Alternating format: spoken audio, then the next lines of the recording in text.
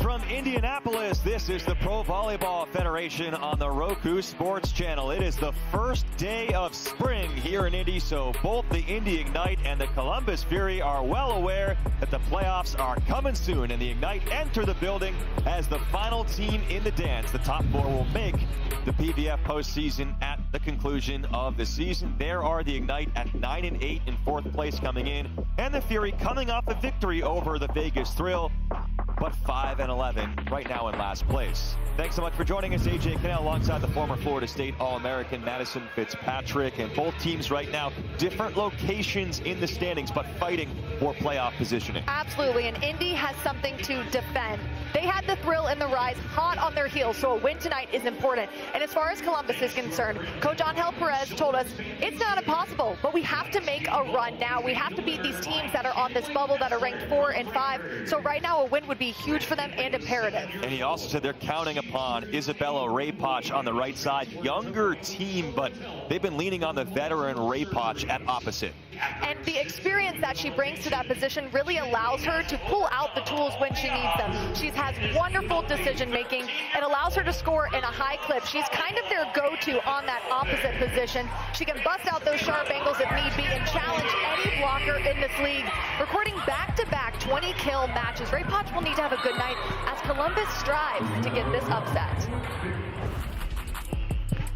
For India, Johnny Taylor is about as close to a superhero as you can get. The 5'10" opposite has an absolute cannon of an arm, and she's smashing records left and right, setting PVF single match records for her 31 kills and 35 points. You heard me right, versus Omaha a week ago. Coming into this match, ranked 3rd in the league in kills at 244, 3rd in points and top 4 in blocks. Taylor has the ability to take over any game. Let's take a look at our Ren Athletics starting lineups. Taylor in there at right side. Carly Scott coming off a career type of day in her 4th year as a pro, but just got her very first outside hitter start of the season at Grand Rapids. Came up with 15 kills in that one, so look out for Scott getting her 2nd straight start. And for Columbus, again, a team that is sputtered for most of the year, but are there signs of life coming off of their sweep win over Vegas? They're going to stick with their same group as for right now. Kaylee Cox and Raina Terry, a couple of rookies on the outside. Wilma Rivera took over the starting center position from Tori Stringer.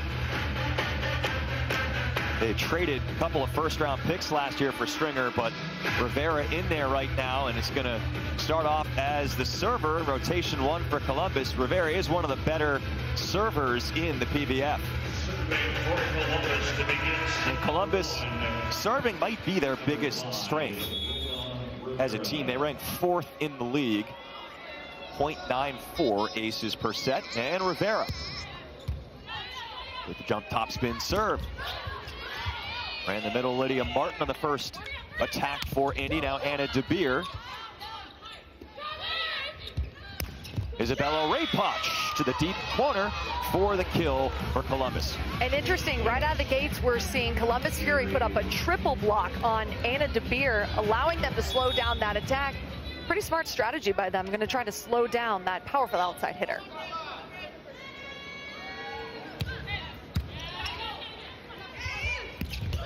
They've gone to the middle twice in system, and a great save back there for the Fury. Taylor finding the gap in the block, but dug by Rivera. And for a second ball option, Georgiadis can't get there after the setter dug. We're going to see a Johnny Taylor get set early and often. She has the ability to completely take over games with that cannon of an arm. And Rivera to Abby Walker for the kill. Walker at 282, leading Columbus on their season. Had a quiet offensive day against Vegas despite the win.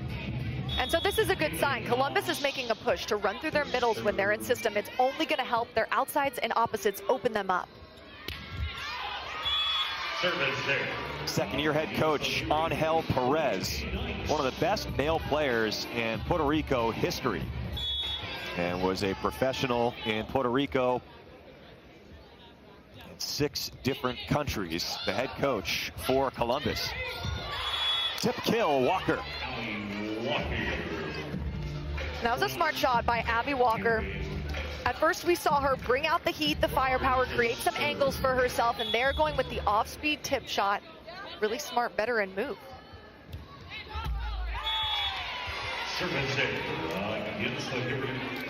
Anna DeBeer's going to come back to serve for Indy. DeBeer coming off a double-double at Grand Rapids. 13 kills, 11 digs, 3 blocks, and 2 aces. Trying to round back into form after getting injured, of course, famously in the Final Four. A couple hours away in Louisville.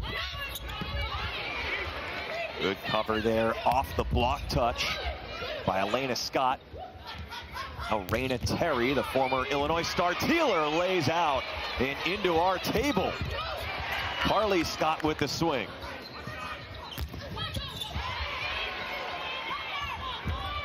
Scott once again, cross court. Crawford puts it away. What a rally. First of all, we have a Ajani Teeler crashing into us, giving it everything she has, but that was a really long rally. Let's take a look at the first dive save. Beautifully done by Elena Scott, digging that ball up, keeping it in play, and then finishing it off for her team. And DeBeer follows it up with an ace. You talked about Anna DeBeer coming back after that ankle injury. The stats don't lie. She has really been ramping up, getting back to her former self. She's coming off of 7 kills, then 8, 12, 12, and now 13 last match. It's going up. I see the pattern. Ray Potch with a kill of her own for Columbus. She is just so good, and she is the player that is the key right now for the Fury. She gets set a lot in transition. She gets set a lot in serve, receive, side out. And she's coming off of 20 kills, but what's more impressive is that it was a .333 hitting efficiency. Trying to get that to CeCe Crawford. Here's Raina Terry going down the line. Teeler picked it up. Teeler from the back row. Scott puts it up toward a joust, and Hilly can't handle it for Indy. Terry responsible for the point. Even though Raina Terry is a rookie, she's a first-year pro, she's coming from the Big Ten, so she's used to seeing that kind of physicality up there at the net, and she's a very physical, invasive block. The expansion team this year in the PVF, the Indy Ignite, led by George Padgett, who has an assistant coach for Concordia in Minnesota. 21 years, 9 Division II championships, including a 7-peat from 07 through 13.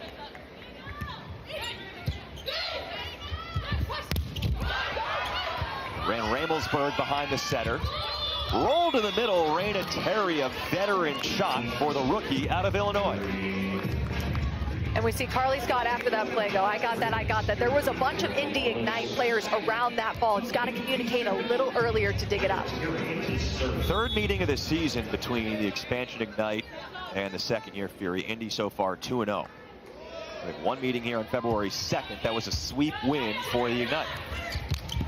Over on 2, Hilly. Rivera sets Terry coming through on the pick. Raina Terry getting fed early on. The keys for this Columbus Fury team, as told to us by Angel Perez, they need to get Sydney running, so I would expect them to go back to the service line and give an aggressive serve, and then in transition, in out-of-system plays, they need to execute.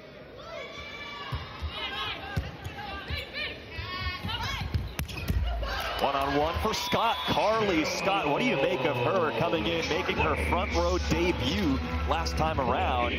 Scott looking like a reborn player right now for Indy. And when we asked Coach George Padgett about that very thing earlier today, he said she was in her head a little bit early on in the season because she cares so much. Now she's let go, she's playing more free, and it's paying off for her. They have so much depth on the outside, even with Lekator member Meneng out. Utilizing that with Scott, who at one point you'd say was probably 5th on their depth chart at outside, as there was block contact there. And so a point for Columbus takes us to the first timeout of the match. The Fury on top of the Ignite on the road, 8-7. Still very early on in this one. Has Columbus come to play against a team that's currently in the playoffs? We'll find out. Franklin Sports is a proud partner of the Pro Volleyball Federation. on the Roku channel. Love it here in Indy, just outside of the city in the Fishers Event Center, Fishers, Indiana, co-tenants with the ECHL's Indy Fuel and the IFL, the Indoor Football League, Fishers Freight. The first year Indy Ignite, who hosted the All-Star match this year. Madison, you got a chance to be here for that. What a special day. Pro Volleyball Federation. It was historic for the sport in general on CBS. It was just historic in so many ways and a blast and an honor to be a part of. Back here now for this one. Columbus visiting Indy, and Lydia Martin has been a revelation. Undrafted rookie, played collegiately at Oklahoma and Liberty. And watch her come into this really explosive approach, rising into the air and then changing that direction, dropping that pinky. Nice crossbody swing. Coach Padgett said they've been working on that arm swing. And it's worked. She's hitting 343, third in the league. Taylor is down for Indy. Elena Scott is as good as they come. She's in the right position. She's lined up. She's popping that ball up, and she's keeping it in system, pushing Hilly to the net, allowing an in-system set to Taylor, who, that cannon of an arm, if that block's not closed, she'll take care of it. 8th straight libero start for Elena Scott after she replaced Kylie Murr, who's certainly still a starting caliber libero, but Scott is just that good. She's earned that opportunity as the rookie out of Louisville. Taylor with another.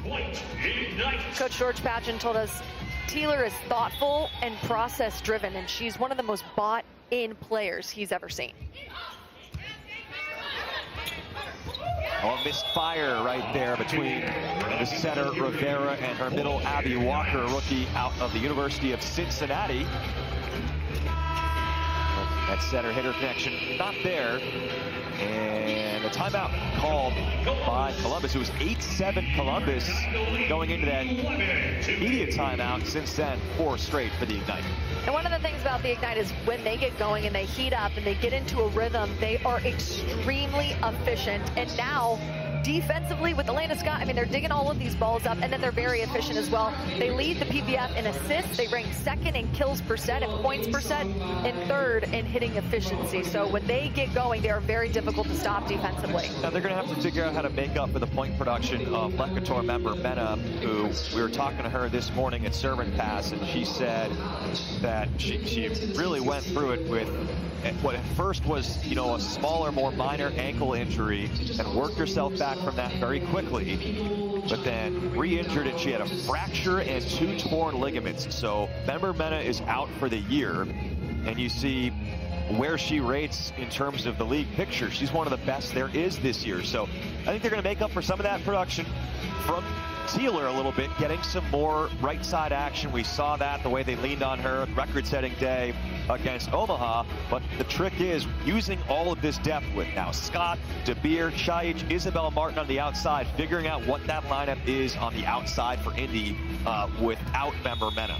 And that really just breaks your heart about member Mena. She was on track to maybe be the league MVP. She was the first player of the week, so that's definitely a crushing thing for her.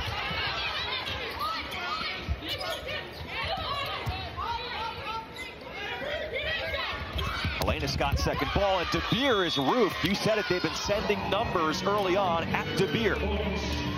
The triple block, and it's there, it's pressed, it's up, and so what makes this so difficult to get past is you've got about 6 feet. You've got 6 arms, just a wall right in front of you pressed. She had nowhere to go on that set. That was a little inside.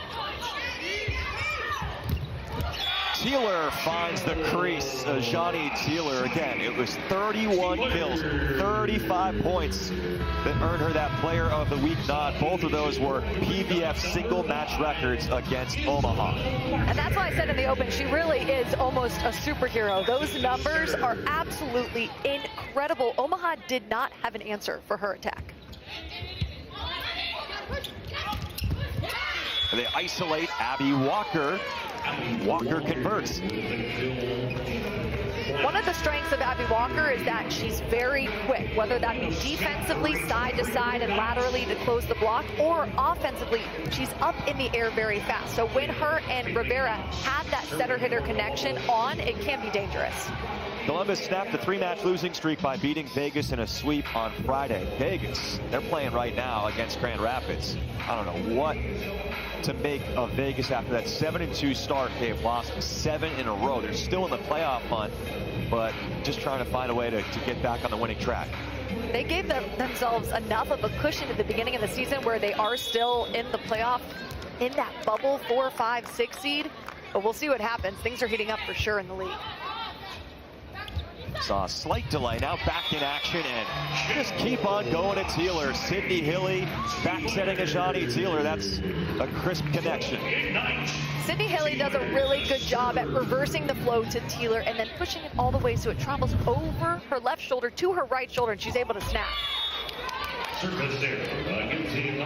Teeler mishits the serve. Got to look for the first time, I believe, at our Bolt 6 automated in-out technology. 22 HD cameras to assist on replay reviews as well.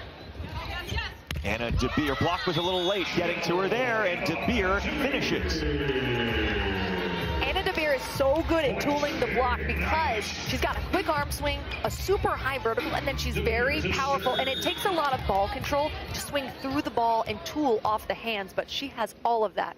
She was a 3-time state champion and former Miss Kentucky volleyball. It's under 2 hours south of Indianapolis, Assumption High School in the Louisville area. Teeler kept it up. Hilly keeps it in. Crawford has the touch, finds the angle around the antenna.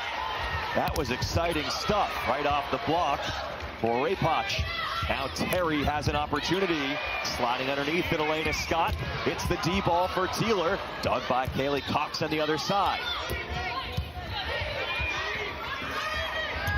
Carly Scott rejected to end that point. That was some exciting Pro Volleyball Federation action, and Ramelsburg had the last laugh. This Indy Ignite team is gritty. Watch this save by Hilly with that right arm, just keeping it up, and then the block to finish it off. But if you're the Ignite, you're very proud of that play. Ramelsburg over there, Rewatch taking the block. On the slide, Crawford, inbounds. That's one of the sets that CC Crawford has been working on. Coach George Pageant told us at Wisconsin they ran a lot of gap sets and a lot of ones, a lot of in front of the setter. So they've been working on that slide attack and getting her into it. She caused problems as a server as well. Out of bounds, point.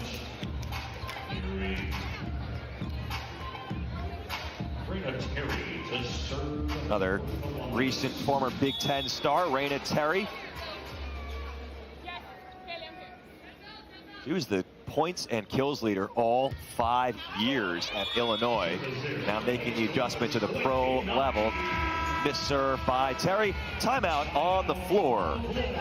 Indy has flipped this in the first set, now leads Columbus 16-13 at the second timeout.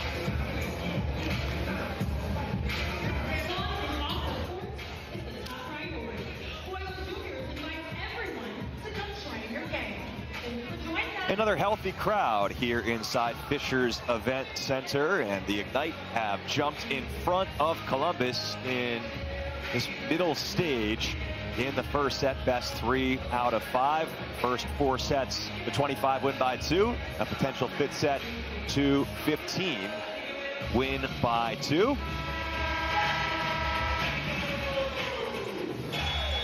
Feeling the spirit here. The flame is burning. Indy Ignite does a wonderful job with their in-house production. I mean, there's fire, there's music, tons of kids, people are dancing, cheerleaders, and Ajani Teeler is one of the reasons why all of these fans come out. 4 kills so far, 571. Amazing. Need that fire burning. It's, even though the first day of spring, it's still been pretty chilly here in Indy. Is a good slide kill for Kaylee Ramelsburg out of Indiana University. And their middles haven't really gotten going recently offensively at all. So it's a good sign for Columbus that they're finding a way to set their middles early on. Ramelsburg now with the serve. Carly Scott going live for Indy. And when you look at this serve-receive line for Indy. It is solid. Kylie Murr, Elena Scott, and Carly Scott all back there. Really good ball-controlled team. Nice in-system pass, and then Carly Scott with all that range puts it away. So unlike the NCAA game that a lot of the audience might be familiar with, as a substitute, you can just check in once during a set. As they're scrambling to keep this up, they do. Now Hilly, back set Teeler. Dug nicely by Kate Georgiadis. And Cox can't contact it cleanly. The point I was going to make there is that Kylie Murr gets that one rotation now, or one move through, 3 rotations through the back row. Really only gets to do that once as a DS, then has to come out for Indy. There, they chose to put in Murr there in the back row. One-handed set, good job by Hilly getting that to Martin. More good defense from Columbus, and Kaylee Cox comes up with the point. It's good scrappiness by Wilma Rivera to get the block touch, come down, dig it up, recycle it up for her team. And then Kaylee Cox is just a rookie, but she's 6'3", she's very physical, and that set was inside, but she got her feet there nicely. Tough serve, Rivera. Healthy block touch, Rivera has options. Ray Potch tips, excellent read by Scott.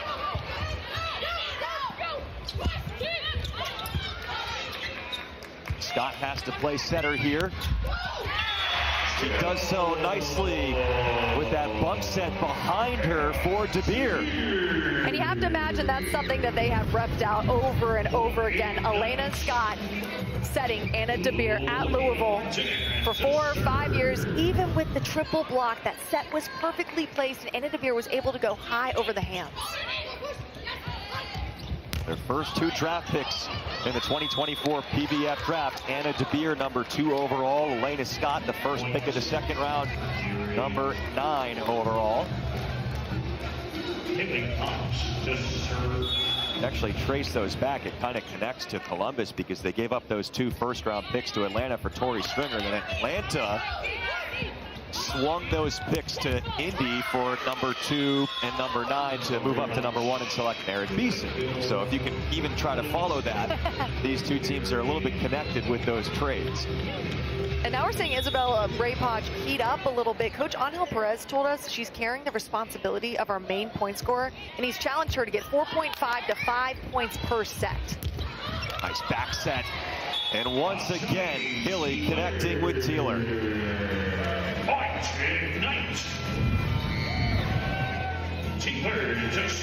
Watch Teeler be patient on her approach. Hilly reversing the flow so well, and then Teeler rising up into the air, contacting that ball so high, pinky down, swiping it off the arms of the block. Raina Terry gets a hold of one and keeping Columbus in this first set, back down by 2. Something to take note of for this Columbus Fury team. Offensively, they don't run as quick of an offense. They are giving their outside hitters a longer time to get their feet there and then make the move to score. So just something to pay attention to. They give more loopy sets from Wilma Rivera. Pass to attack, and DeBeer uses the block. Anna DeBeer's story is so inspiring. She drove that Louisville team to a national championship final with willpower, offensive numbers, and then to go down in the way she did, but she's bouncing back. She's playing pro in the United States. A true inspiration. Nice pass, Georgiadis. Diving play, Scott, and it's swiped over for the point. Elena Scott is incredible. She's everywhere digging these balls up. And then I will probably credit that move from Carly Scott to beach volleyball. She's an experienced beach volleyball player. And in that sport, it goes crazy like that sometimes. And you just got to get it over with whatever works. So they're pokey over the head. That's a beach move as well to get the point. Timeout called by Columbus. Tell me about that crossover. You know it well, Madison, from the beach to the indoor. Carly Scott, we talked about how she has sort of found something the last couple of matches now, but just in general, we saw Sarah Sponsel a couple times this year already. A little bit of a different role for her than Carly Scott, but trying to make it fit, different skill set, beach and the indoor, but also, as you said, you could translate some of that skill set. Absolutely, and the beach kind of molds the all-around game because you're having to pass, set, block, play defense, and there's the outside elements. There's sun, there's wind, there's a lot of non-controllables. So then when you get inside and there's no wind, your ball control is at an all-time high, and it also, in the beach, you have to clean up the set a lot. You got to make these cleanup attacks. Sometimes it gets a little crazy, so you're able to control that attack. And in transition, Carly Scott is really good because she's used to playing cleanup.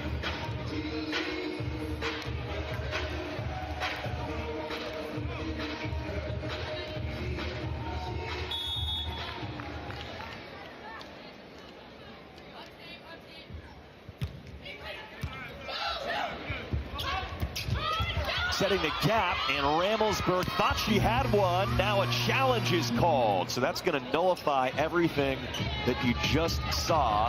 And it's going to come down to whether this ball hit the floor. Challenged by Angel Perez and Columbus. Columbus is challenging a floor touch. And in this situation, I think that that's a really smart move. You're down by 4. Indy is in the red zone, which is the final 5 points of this set. Even if she got it up, it's going to be by inches. So maybe they'll get the challenge back. Maybe they'll get it right. But if anything, you get a second to have a break with your team. Do a little timeout. There is our R2, Zach McGright, who told me before the match that he has a way better referee name than if he was Zach McGraw. Oh, that's so good. That's so good. Suzanne Lowry is the R1.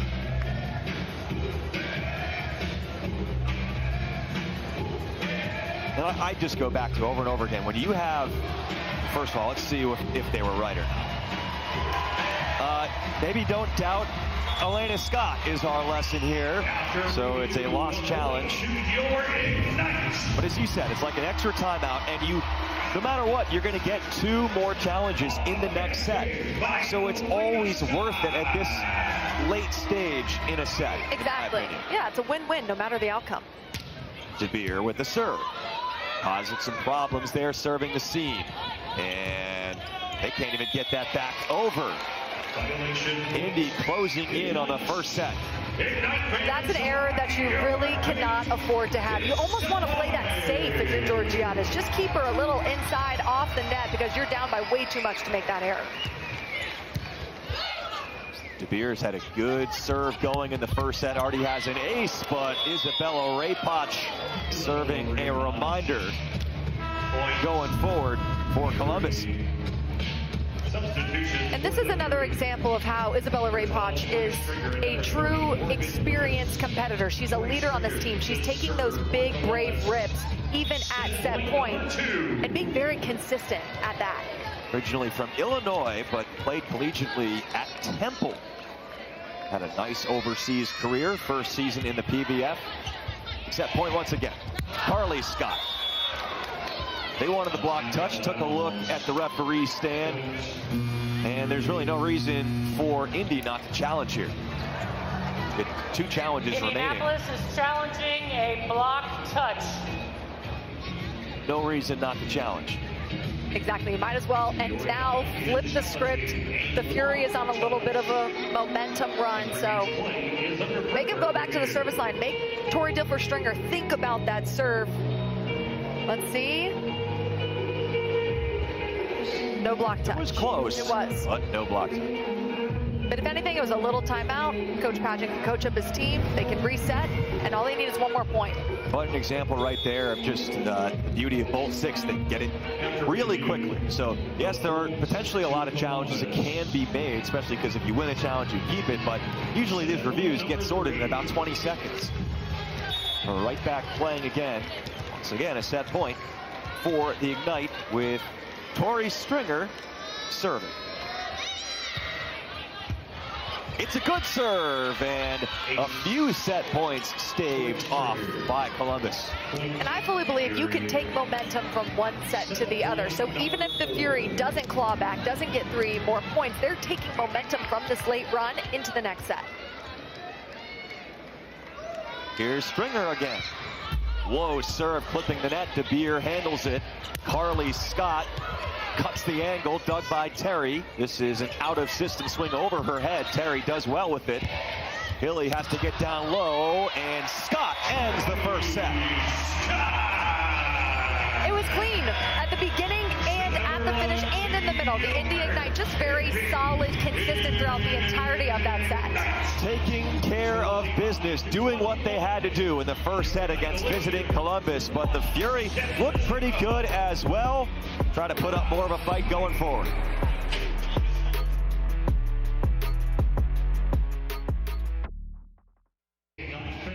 Please help us welcome Indianapolis' own Chris Evans.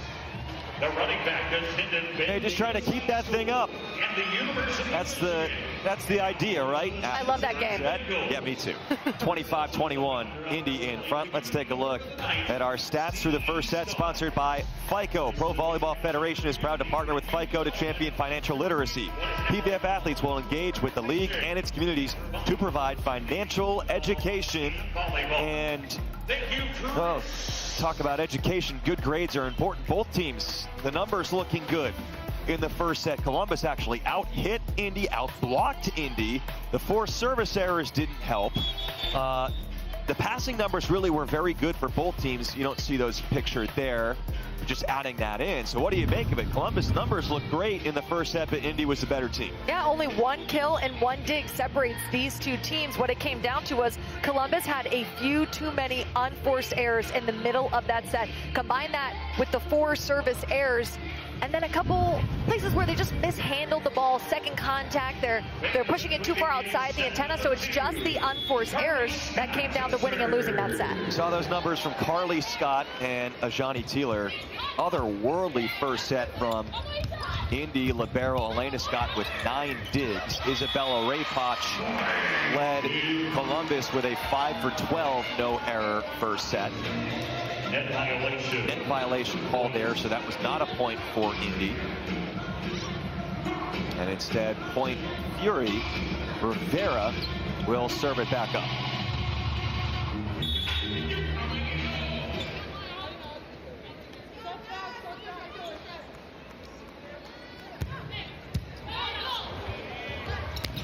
Oh, Martin just levitating there before slamming it down. She gets up there. She totally elevates, and she also, it's not just that she can jump that high, she's hitting that high. She's not letting the ball drop. She's contacting it at its highest point and then creating those angles. What does that do as the setter when you know you're setting that type of target, as Hilly gets a chance to hit the deck for that one? I'll let you answer the question after the point. Ray Potts with a swing. A jumping set by Crawford, leading to a kill. And so as a setter, you just know, all right, if you have an attacker that swings really high, that jumps really high, you just have to vary your set height depending on who it is. And she does a great job at identifying and knowing who she's setting and then giving them what they want. Nice swing by Kaylee Cox off the side of the block. So a super interesting thing about Columbus right now is 4 players on the court are first-year rookies. So this just exemplifies the youth that this Fury team has. Yeah, all 4 players that they drafted are starting. Oh, wow, yep. Kill for Ajani Teeler. So when we asked Coach how he assembled this new team, he said he watched hours and hours and hours of film. And then he came across Ajani Teeler, and he said he watched her pursue a ball, and just the way that she pursued that ball, he knew that he wanted to have that kind of player on his team. And from then on out, it was like, okay, she's my #1. I think that's a pretty cool story that he just saw her make one move, and he knew what type of player she was. More of a feel guy. We were talking a lot with George Padgett about how he's not as reliant as a lot of other modern day coaches on either numbers or film study. He just feels like he has a sense just from watching the first time around. He doesn't need any other data to explain to him what's going on. He just kind Columbus is challenging a block touch. Said he can usually guess hitting percentage points within a few percentage points just from watching someone play. block touch challenge here. They're waiting for the result. Much different role this year for the R2 in the PVF. Seated at the scorer's table, helping in replay reviews, as opposed to standing across the court from the R1. Most definitely a block touch, and Raina Terry, after she swung at that ball, was very confident. She knew that there was a touch. Abby Walker serving for Columbus and serving short. Here's DeBeer to the court with the tip. DeBeer is so difficult to read because she's mixing up her shot. She has so much power, and we can watch her drill that 4-4 or deep down the line, deep into that 1-6 zone. But there, she mixes up the off speed, so the defense is on their heels. Showing her reliability as a passer in the process as well. All-around player as a rookie. Oh, great job cutting that in by Isabella Raypot. She has all sorts of range. She's got all the range, she's got all the tools, all the weapons. And what was impressive about that was she wasn't that tight to the net. She was a couple feet off. So to hit that angle from being a couple feet off is really difficult. Now Teeler off the net. This is a matchup of two fantastic right sides. And this is a dangerous rotation for the Indy Ignite. Anna DeBeer's in the back row. She's an option. You've got Carly Scott. You've got Teeler in the back row as well, and then your middle. So they have a whole lot of weapons on display. Ramelsburg behind the center. Ramelsburg looks just as confident in front of the setter as she is behind, and it's so important to go both ways because then you're making the block move, you're making the block respect, especially when you're running a 5-1 and your setter's in the front row. You have to make the block respect that right side.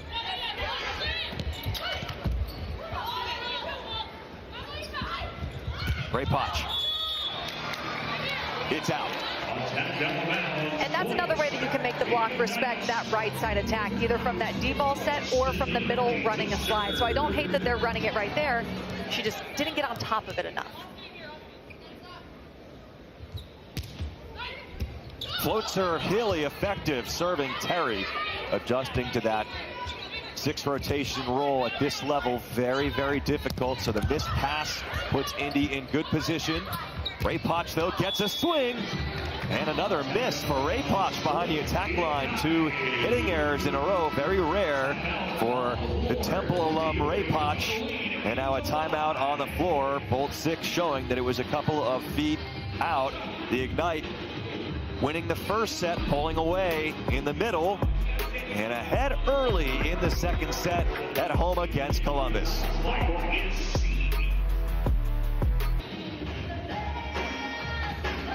Indy Ignite lead the Columbus Fury 8-5 in the second set. They're also up 1-0. A reminder of what this match means. Indy right now in 4th place, the final playoff spot, also a half game behind Atlanta, potentially for 3rd in the Pro Volleyball Federation standings. When the season is done, the top 4 teams will make the postseason. 4 will play 1, 3 will play 2, and then the winners will meet in the championship. Columbus right now at 5-11. Angel Perez stressed it's just so important when they get a chance to meet up with a team like Indy that is currently in, let's say the 3rd or 4th spot. Indy is in 4th. It's just a non-negotiable, have to win this match. Coming off the media timeout, Scott's not going to race that one down. And Kaylee Cox delivers there coming off the timeout. And Coach Angel Perez also said that they've got a stint, they've got a run of games where they're playing those teams in the 3, 4, 5 position. So these are all very imperative if they're going to try to make it into the playoffs. We mentioned they had 4 missed serves in the first set, which, when you looked at all the other numbers, seemed to play a significant role given how slim the margin was. And that kind of just shows the youth of this team. If you're younger, maybe you're a little less consistent behind the service line.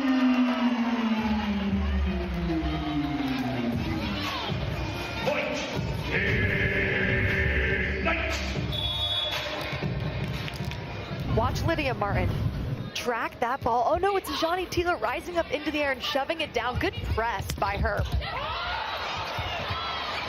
Saved by Hilly. Cox out of system.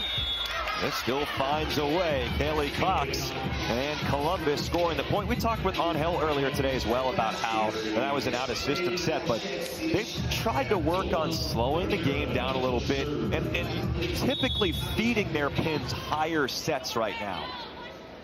And that makes sense too, because those pins are 6'3". They're rookies. Maybe they're coming from a program that didn't run as tempo of a set. So slowing it down, giving them time to get their feet there and take a big swing because they are so physical, and they can tool the block if they get there.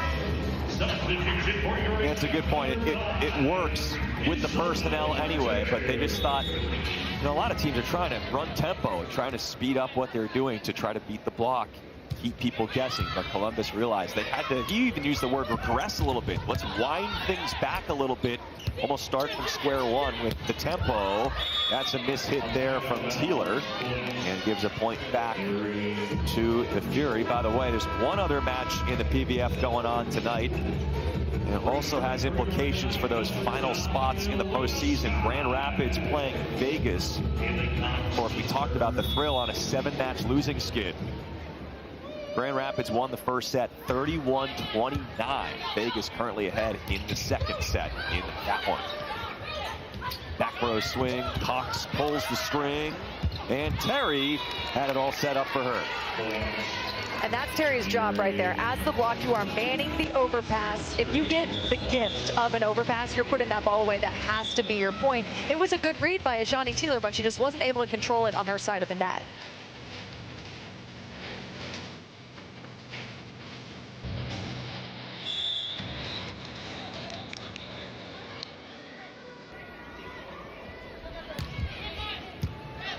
Serve at DeBeer. Switch the side. Teeler keeps it going. One of the areas of Teeler's game that Coach George Pageant told us that they're working on is when she's off the net, let's say 7 or 8 feet, she's not totally that far off the net, but maybe on that swing, swinging at high hands. You can score a lot swinging at those high hands. Yeah, he said that's, in his opinion, the definition of an elite attacker, when they could score in the situation you described. Slide kill, CeCe Crawford. CeCe Crawford is 6th in the league at hitting efficiency at .318 in top 10 in blocks. And I love Coach Pageant. He said she's got good moxie, and it's so true. She's got moxie, she's got spunk. She's got some attitude, all of that. Raina Terry just demolishes one to the ground. Whenever Columbus gets a point, you can really hear how big of a home court advantage Indy has. It is dead silent when the Fury gets a point. Indy 6-2 this year at home. Maybe they're responsible for a little bit of an uptick across the PVF in home court advantage. Good effort there by Teeler. You know, compared to last year, a couple percentage points across the league better home teams this year versus where they were last year in winning percentage. It's a pretty experienced move by Terry, seeing that block was set and up, so tooling it with the tip. So she had to find a way to finish in all types of ways with that Illinois team. They relied on her so heavily. DeBeer hits one a lot harder than that previous kill and finds the court, as you see from both 6. Yeah, with Raina Terry, she had 504 total kills in her senior season at Illinois. Those are some insane numbers, so she's a big point scorer. 2023, she was 3rd in the entire Division I in attacks per set. They just kept on setting Terry whenever they could at Illinois. Carly Scott back at it and off the block and down. The block not totally closed in that scenario, and then Kaylee Cox was already falling, not able to control that pass. Ideally, you want to get your feet there, get your platform underneath it, and angle your platform back into the court.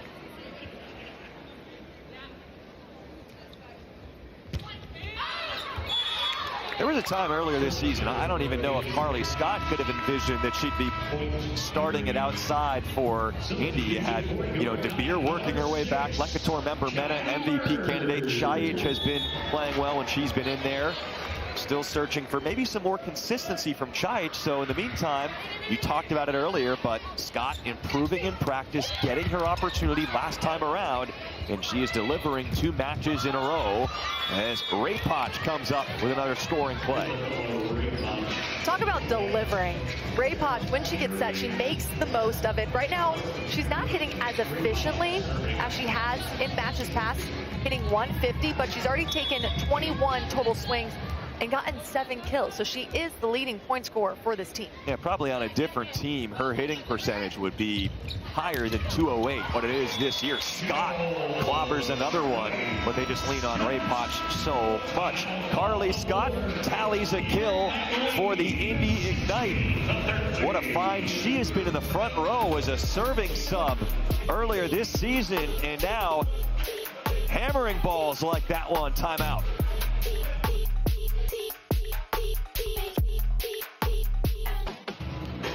And the team is playing really well in this second set, hitting 429, 11 kills, 8 digs, 1 block. So a really all-around consistent game in this set alone. Been an offensive day for both teams hitting over 300. Both teams are passing at least 60% positive in system.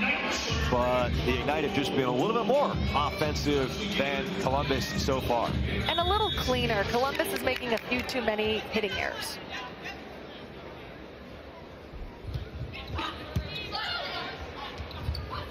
Ramelsburg. Well, Scott was trying to reach up there with one hand to block that. Didn't quite get there. And Kaylee Ramelsburg collects one for Columbus. And Columbus needs more of this. Their middles are extremely efficient when they get going, and then it will open up their outsides. They're very physical rookie outsides for one-on-one situations. So we need to see more middle setting from Columbus. Back one, and Lydia Martin is there for it. Lydia Martin had a wide open net on that swing. The block, jumping a little early, thinking maybe Sydney Philly's going to go over. They're going to set a Johnny Teeler. I mean, there's so many options. The block is jumping, and Lydia Martin had a wide open net.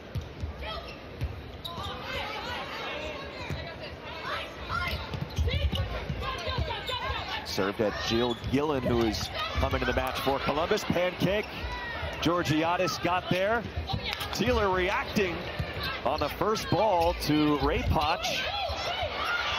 This point has been all over the place, and it continues in that fashion. Rivera tried to swing. Martin swings at Gillen on the over dig.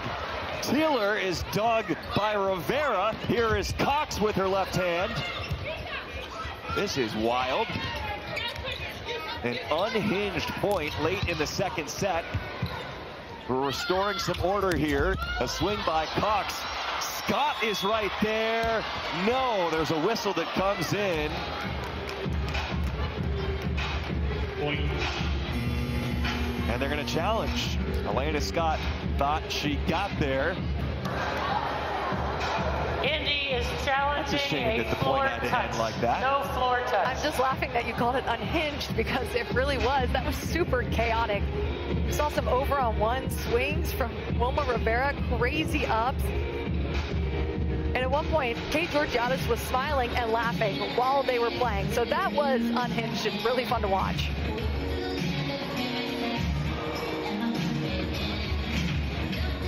I just wanted to see who was going to win that point without it being decided like it was decided. I'm disappointed the way that ended. We'll see if it actually hit the floor, but if Scott did get that point, referees are going to make mistakes. It happens, but that hurts.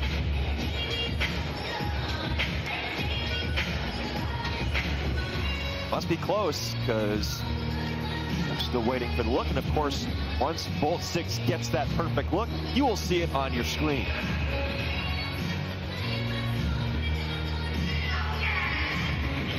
Meanwhile, how good is Elena Scott, the rookie out of Louisville? She obviously passes really well. And we see during these points her explosiveness as an athlete, her ability to get to balls that most people just can't get to. What makes her so good is exactly that. She's not just a very clean, controlled serve-receive passer. She's also super explosive in defense. So sometimes you're going to see teams use two liberos, one that's better at defense, one that's better at passing. But Elena Scott is two amazing liberos in one player. And since they moved her into that libero jersey, it's been double-digit digs every single night. Did she get there? Oh, man. Maybe it was better this way because we all got to watch that slow motion look. She knew she got there. She's screaming, "Stop challenging me." I'm getting those up. There's been a couple of those. You're right. So she should be saying that. And so I guess we could say the rally continues because this is, well, no, I guess if you challenge like that, it's a swing for Cox. And then that's hit down hard by Teal. Yeah, so that was a let point. I was trying to get in order of who actually won that point. It was a let point because it was Indy challenging it, and now they make up for it and win the point anyway with Teeler. And ace serve.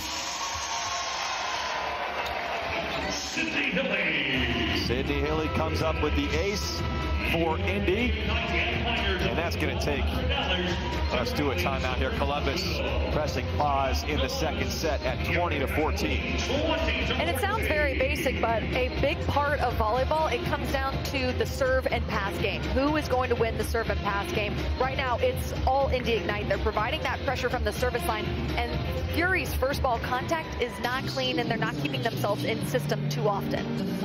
This week is AVCA's 2025 Spring Volleyball Officials Appreciation Week. We invite fans, coaches, and parents to join PVF in honoring our officials for their dedication and selfless service in growing the sport of volleyball and supporting our athletes. There's our referee today, Suzanne Lowry, who does a great job, as well as Zach McGright, the R2. Pictured on the left. Suzanne Lowry is one of my favorite refs of all time. She refed most of my games when I played collegiately, so her and I have a really good relationship. She's just a stand-up person. She loves the sport of volleyball. She's not doing this just as a job. She's also very passionate about it, so I just love seeing her do all of these big games. Now doing professional volleyball. She does international volleyball. She is an icon in the referee world.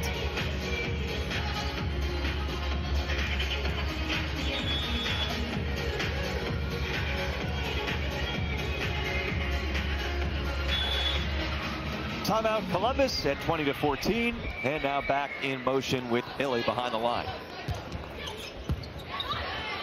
Good pass there, Gillen. Hilly digs. Carly Scott, cross court at Georgiadis with the pickup. Right back in your face against Kaylee Cox. Lydia Martin is locked in. She moves very quickly side to side, and then Ajani Teeler has to set that up in the right position, and she does. So Lydia Martin gets there. It's about the timing, the press, pushing those palms back to area 6. Really well done. The great combination there of blockers with Martin at 6'3", all of her length, and Teeler, you know, on paper, undersized, 5'10", but puts up one of the best blocks in the league, 5th in the PVF in total blocks. Hitting error keeps the run going. 22-14.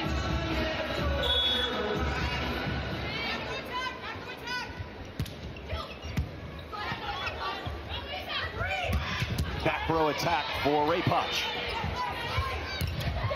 High swing. Carly Scott gets the hands. No one's chasing that down. Perfect swing from Scott.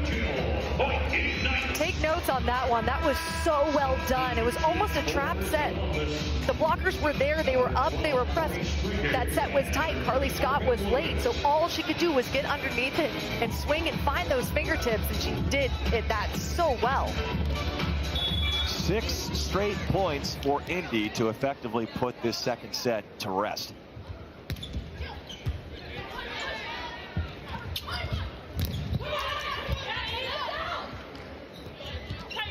Columbus has the dub sub in. They're able to score a few points with Stringer in there late in the first set. Now Ramelsberg will serve. Stringer and Morgan Lewis is now in. So Coach Angel Perez is trying to mix it up, put some new energy, put some new faces, get the matchups a little different out there on the court. Oh, Martin. Hilly got it to her from the floor, and Martin did the rest. And the block for the Fury is not reading this because the Indy Ignite is so balanced. Sydney Hilly does such a wonderful job at spreading out her offense. The block's headed out to Carly Scott. Martin has a wide open net. Talk about setter-hitter connection with a middle. That is an example of it. Not an easy feed for Hilly, and they made it work beautifully on that play. Cox, though, has the answer to stave off a set point. Set point number 2. Haley Cox, 6 for 16. Hilly to Martin. A couple of loud finishes to end the second set. Lydia Martin. One of the most explosive, exciting middle blockers that you could watch in the Pro Volleyball Federation, and she has the perfect setter to get her the ball in all sorts of situations. Impressive looking plays. Martin, a 5 for 8 day through the first couple of sets, and Sydney Hilly up to 27 assists with 6 digs. 10 kills for Carly Scott to lead the Indy Ignite. Ajani Teeler, a 9 for 15 effort in the first set, but Madison standing by with Carly Scott. All right, Carly, you guys were rolling through those first 2 sets. What do you feel like as a team went the best? What gave you those 2 first set wins?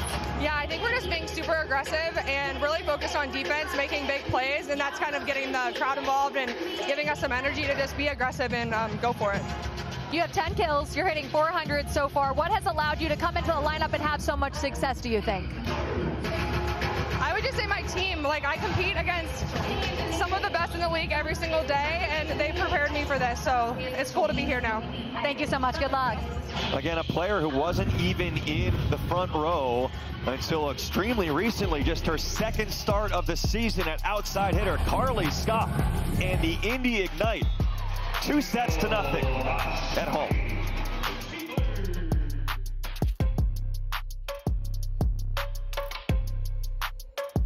First couple of sets. AJ Cannell, Madison Fitzpatrick back with you. Carly Scott leading the way. You just spoke with her. Double-figure kills through the first 2.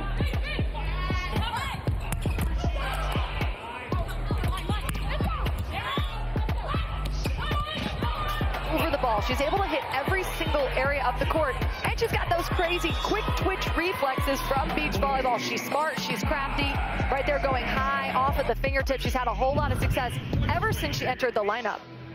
Those were a lot of different ways to put a ball away with that beach experience. Scott leading the way for Indy, up 2-0. For the first 1,000 fans, wear your orange and come ready to ignite the fire.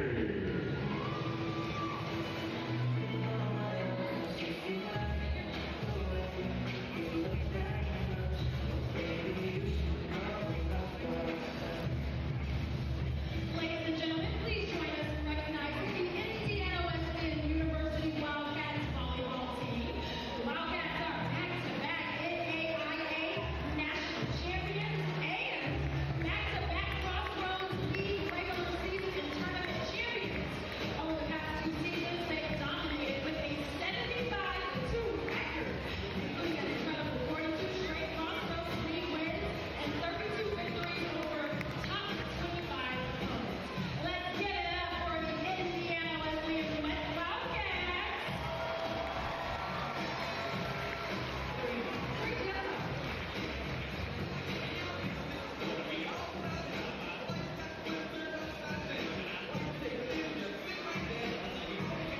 Please check out the many concession options here at the Visitors Event Center. Reminder that all food, drink, and alcohol sales will close when a team hits 16 points in the upcoming set. Don't wait until the last minute. Head to the concession stand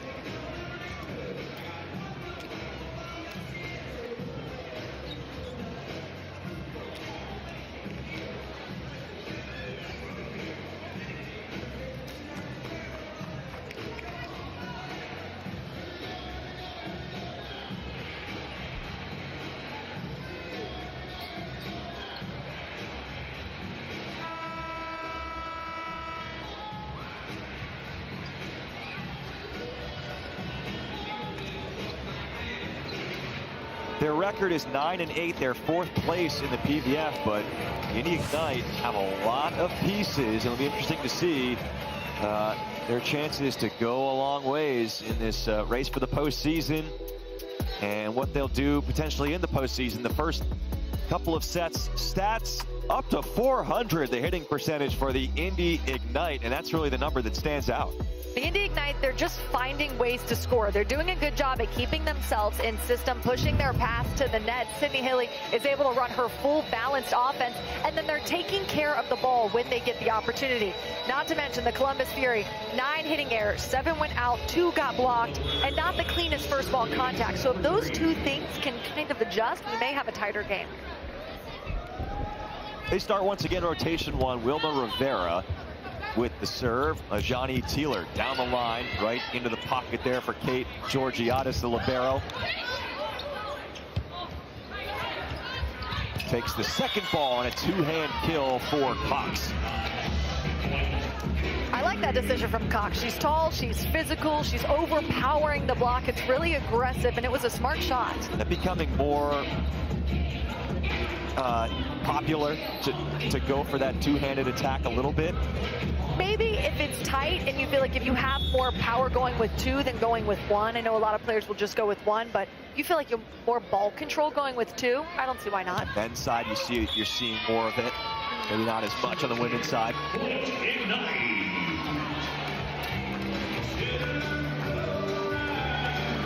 Side out for the Ignite now. Martin will serve.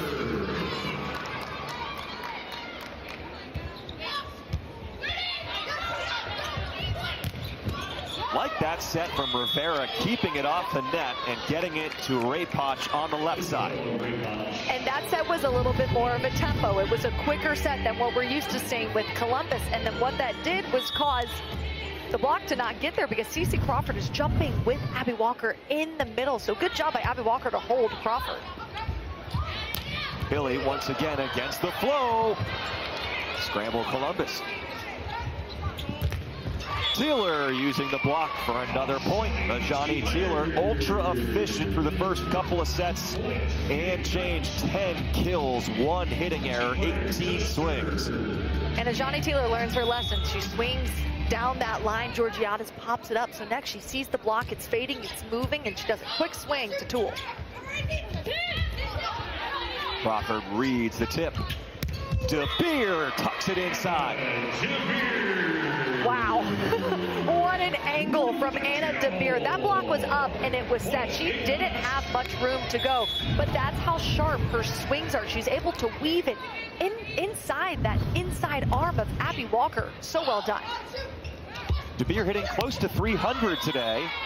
Rewatch looking for contact. And now the buzzer sounds, which means that this will be challenged.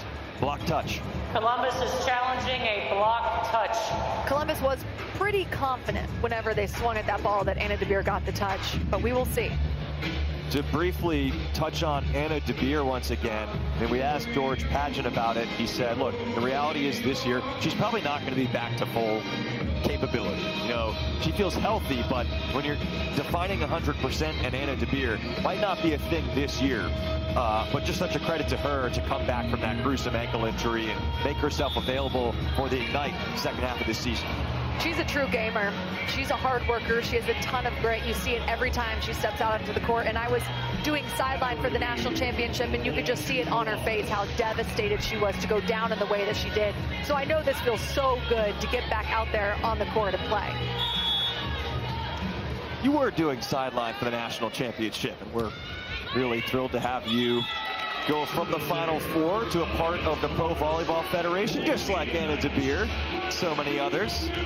Thank you so much. It is such an honor because these athletes are as talented as they come, so it's really entertaining and an honor of a job to get to highlight them. And now DeBeer will serve. Clearly one of the strengths of her game as well. Are they switching the tempo on these sets a little bit? A kill for Terry. You noticed it before. Yes, and I think that they most definitely need to. I know Wilma Rivera is comfortable running a tempo set, so she had to regress, like he said, give them a little higher set. So it's in her comfort zone to run these tempo sets, and so far they're beating the block. It's working well. Now, in fairness to the coaching staff, he was saying, Angel Perez, that the reason why they did switch is he thought that they were having trouble a little bit with set location. Switch to a slower tempo. Now they're making an in-match adjustment, it appears, to quicken it back up. Hitting error for DeBeer. See the bolt 6 replay just off the back line. Those in-out calls are automated. They take place at the time of the point. No need for the referee to put a judgment down on those. Bolt 6 handles it. CeCe Crawford rattles it off and down. CeCe Crawford is a super dynamic middle. In their last match, she had this crazy sequence of events where she ran in front of the setter, got the kill off the tip, then the next point, ran a slide, got the kill deep down the line, and then went back and got the ace. So just an all-around athlete. Smacked to the court by Raina Terry. And what that does when you speed up your offense, you run more of a tempo set. It puts pressure on both your defense, your floor defense, and your net defense. Now Indy Ignite not getting there in closing, and the attackers are finding the floor. Do you imagine that is something that will come up in the first timeout available as Teeler is off the mark now in the Indy huddle to talk about the adjustment that they might need to make to the adjustment? Oh, most definitely. And it's an easy adjustment because, well, I won't say easy, but it's an adjustment that they're probably used to because most teams are running that tempo set and the Ignite middles are very quick side to side. Reaching attack by Carly Scott. Now Kaylee Cox. Martin throws it down. For the point, Lydia Martin has hit better than 480 4 times in the last 5 matches coming in. She's been over 500 3 times during that span. And to your point about Lydia Martin heating up, Coach said it's not like college where you have months of an off season to gain that connection. No, they had to gain it during season, and that's why she's having so much success now. But Ramelsburg with the answer to take the 3rd set to its first pre-planned timeout.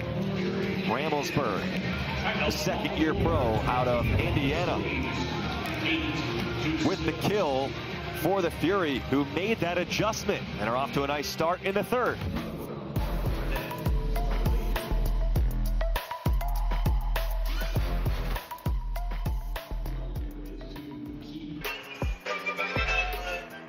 Franklin Sports is a proud partner of the Pro Volleyball Federation on the Roku channel. So glad to introduce the Roku channel as a partner of the Pro Volleyball Federation in year 2 of the league.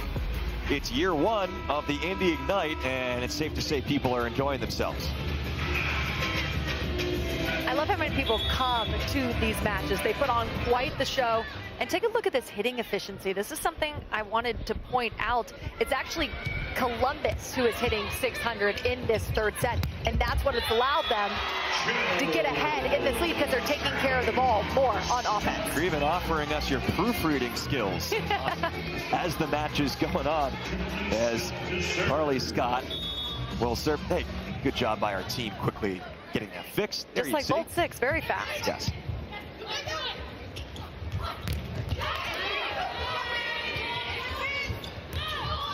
Goal shot by Kaylee Cox. DeBeer turns it down the line. Reacting to it was Rewatch. Good effort by Isabella Rewatch, but Anna DeBeer showing what she can do.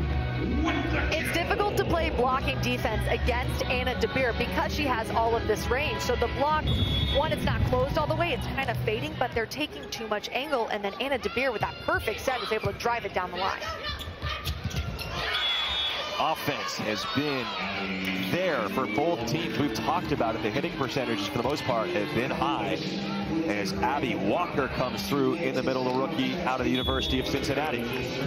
Abby Walker has only been set 6 times. That was her 4th kill, hitting a little bit over 200, so they need to get her going. Nice pass by Scott. Oh, Lydia Martin, just so impressive. Lydia Martin is so incredible. She's contacting that ball so high, and the angles that she creates for herself are insane, unblockable, undiggable at times. And then that's a gap set, so you're moving the block around. The block is not able to front her. That is the thing. It is the angle as CeCe Crawford building the roof. You could draw a line between the point of contact from Lydia Martin and the ground. I don't know how many people, how many human beings could replicate that in women's volleyball. And especially against a block that is that in front of you and big, it makes it even that much more impressive. Nearly another stuff block from Crawford. 2 hitter coverage plays, but Crawford, as that ball dropped out, gets to celebrate the stuff there. This is what I'm talking about when I say that Indy Ignite's middles are really quick and they're disciplined. So CeCe Crawford is holding, playing patient defense, waiting, seeing the ball, releasing, and then shutting it down. She was one of the most exciting players in NCAA Division I, starting her career with Kansas, then moving to Wisconsin.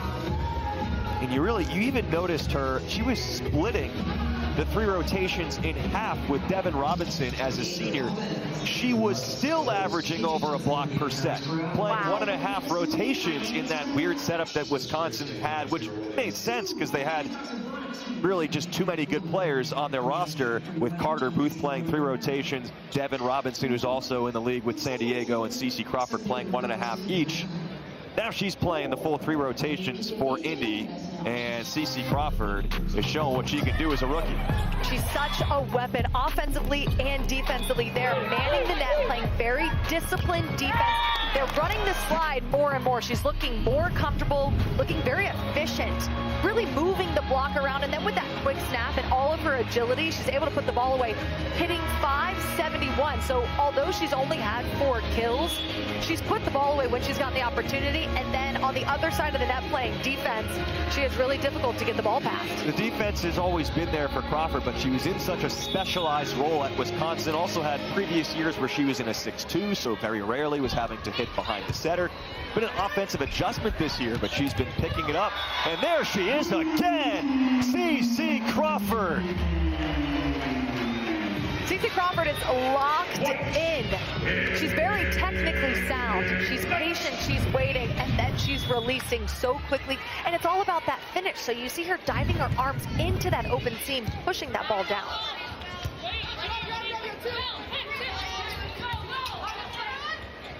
Only fair to feed Crawford offensively. You knew that was coming. And this is how good Sydney Hilling is. It's a balance. You have to balance out your offense. You have to set all of your weapons at different times. But then also, if you have the hot hands, you feed the hot hands. Even if it's defensively, she knows Crawford's going to get the job done. And the answer against the big block is to try and change the tempo. Rewatch makes the adjustment and finds the floor. The Columbus Fury most desperately needed that. They needed to stop the bleeding, because we've seen when the Ignite gets going and they gain the momentum, every part of their game starts to heat up. So they needed to stop that run right there. And still in this set, down 3. Good pass to Beer. Back row Scott.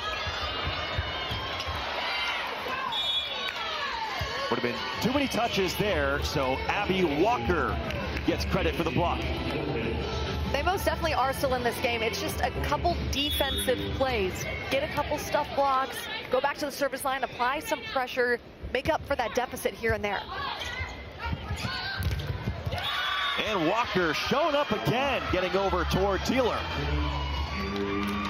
The middles on display here tonight, whether that be for the Ignite or the Fury, are so athletic and fast. We do not have a slow middle in the gym. And then watch the finish, the press. Really well done.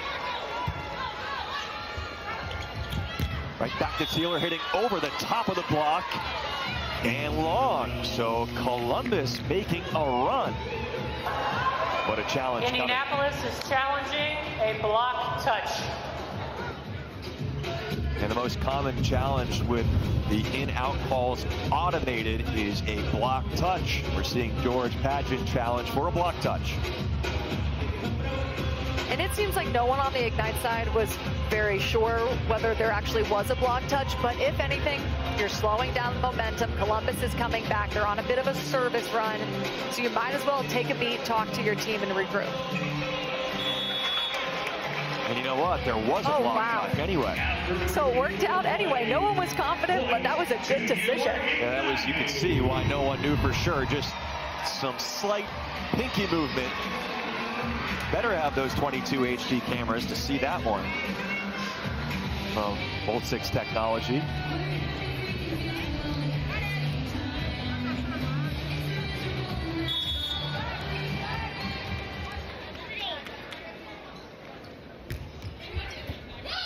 Terry uses her hands on the pass, and Walker just brushes that one down. Walker's extremely efficient. I said it before. If you give her an opportunity, she can take care of the ball at a high clip. Also, Columbus is staying in system better now, doing a good job at keeping themselves in system and running through their middles. Due to conference realignment, Walker began her career in the American Conference, and by the time she was done at Cincy, they were in the Big 12. Had a bunch of all-conference accolades in both conferences. Just press repeat on this Indy block with Crawford leading the way. Many things have to go right for that block to go in. You can't just jump up and throw your arms up. No, CeCe Crawford is never doing that. She is pressing, and then she's turning her palms into the court, not allowing herself to get tooled. She has not gotten tooled very often.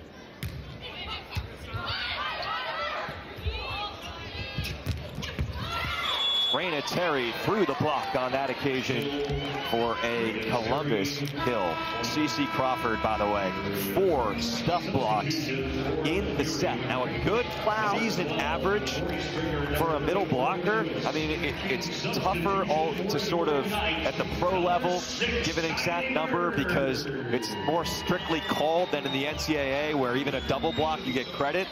I would say maybe somewhere around 0.6, 0.7 in that range for a block per set. She has 4 in this set.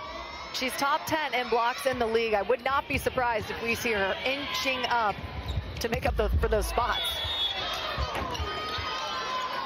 But this third set has been close. Columbus sticking around despite all of CeCe Crawford and what she has done at the net.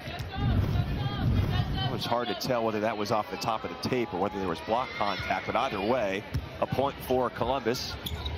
Behind the setter, Crawford saying her name a lot in this third set. Sydney Haley does a wonderful job at running the balanced offense and then opening up her attackers for a one-on-one situation. Right there, CeCe Crawford had that. Couple of former Badgers delivering.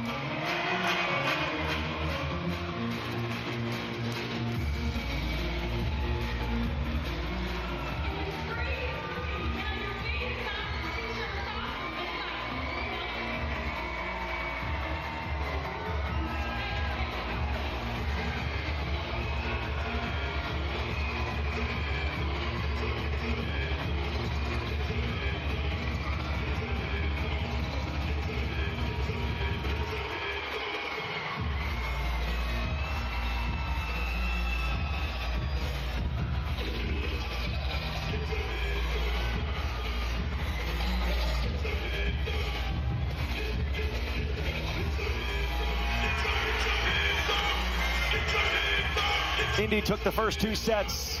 The Ignite and the Fury battling in the third set. Columbus trying to extend this match in the 3 out of 5 format. The Ignite looking for the home sweep win. They have 2 sweep wins this season, the Ignite do, and one of them actually came against Columbus in the last meeting here between the 2 teams on February 2nd. And while Columbus has been swept 4 times this year, trying to avoid that. The big separator in this set has been the middles for the Ignite. CeCe Crawford 3 for 3, hitting a perfect 100. Lydia Martin 2 for 2, hitting a perfect 100.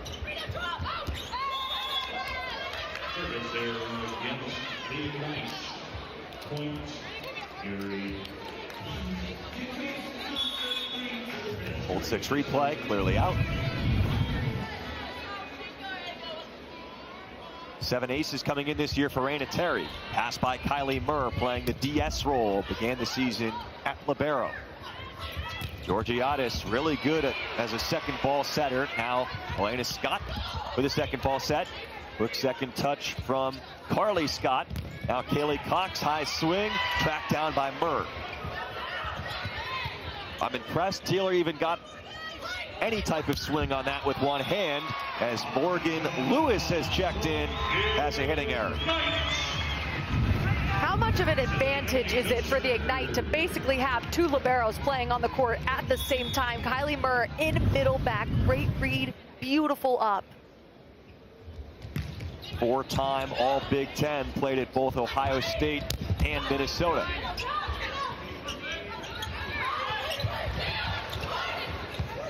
Dub sub situation with Stringer and Lewis in the game for Columbus.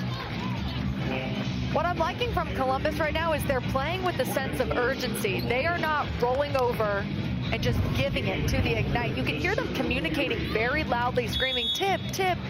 Good out-of-system set by Georgiana, so they're not giving up in the least bit. They are 100% still in this match.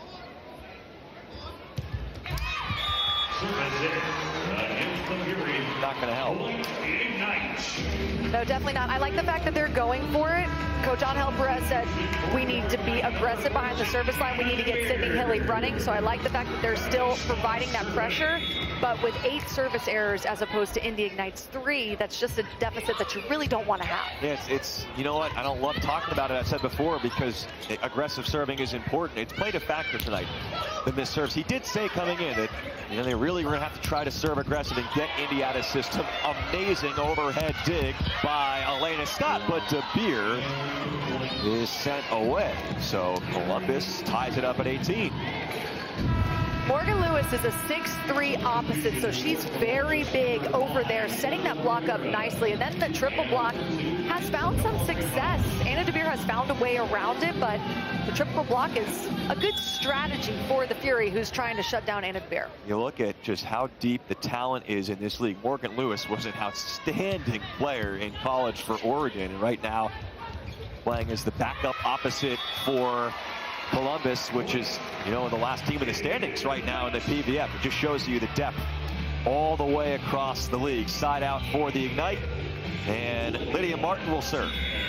Isn't that cool? We have All-Americans and national champions literally lining the bench. That is just how stacked this league is with talent. They're always ready to come in and contribute. Great situations where you see some comebacks that you might not expect, and some results you might not expect.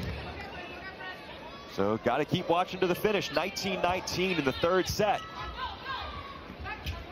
Hilly against the flow, off the head of Taylor. It's a header and a goal for Taylor. What? I said it in the open. Am I not right? This woman is Superwoman. That is absolutely insane. Covers herself off of the top of the dome. Down. Columbus still doesn't know what happened. That was unprecedented. When you get it blocked back literally in your face, it's not a good thing. It was there. That's the fourth touch. Let's take one more look at this. If you've been watching volleyball your whole life, you probably haven't even seen this before. If it hits you in the head, like you said, usually it just goes back down onto your side. But Taylor, with all of that momentum moving forward, kind of got a little ricochet off of her forehead.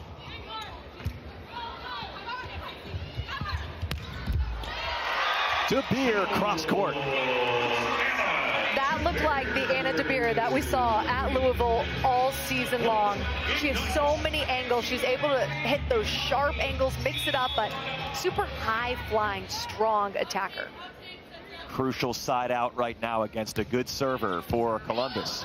Terry makes a nice pass. Connection wasn't perfect with Bramblesburg. Block touch against Carly Scott. Back set. Rewatch does her job for Columbus. She is their finisher. She has most definitely stepped up as their reliable, steady leader, and because of the youth of Columbus, that was absolutely needed. Perfectly placed. Nice high snap. She got a good snap on the ball and then weaved it in between areas 1 and 6. Played for a team in Shenzhen, China earlier this season, coming over to the PVF in America for the first time in her professional career. Carly Scott puts the Ignite back up by 1 here in the red zone of this third set, past the 20-point mark for both teams. Beautiful set by Sydney Haley, who had to keep her body weight behind it, use that weight to push that pass all the way to the pin. Beautifully done. Short serve Crawford, now Raina Terry.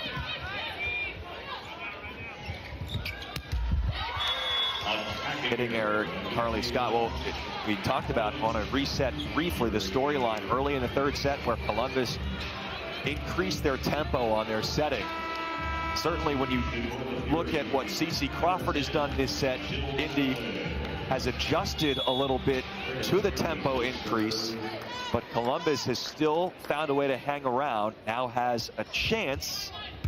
The team's tied at 22, overpass Gillen, couldn't put it away.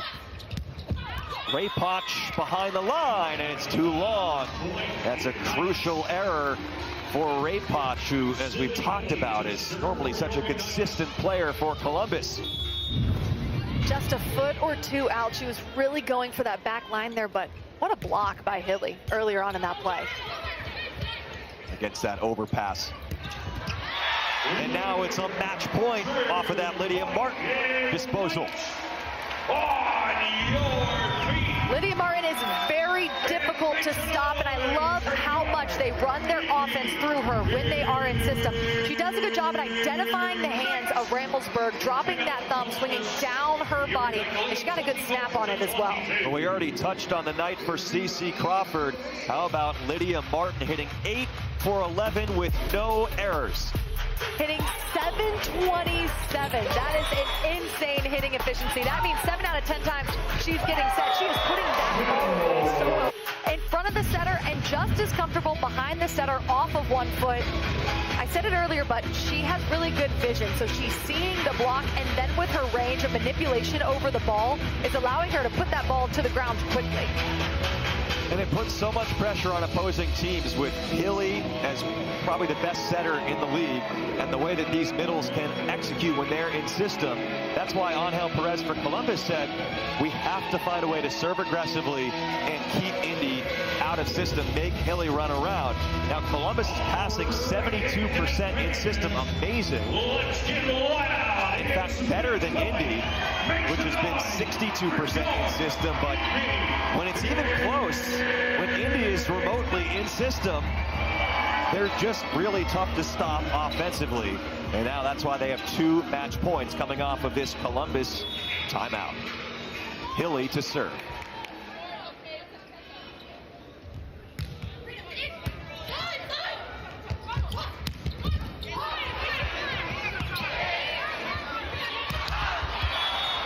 Columbus back within 1.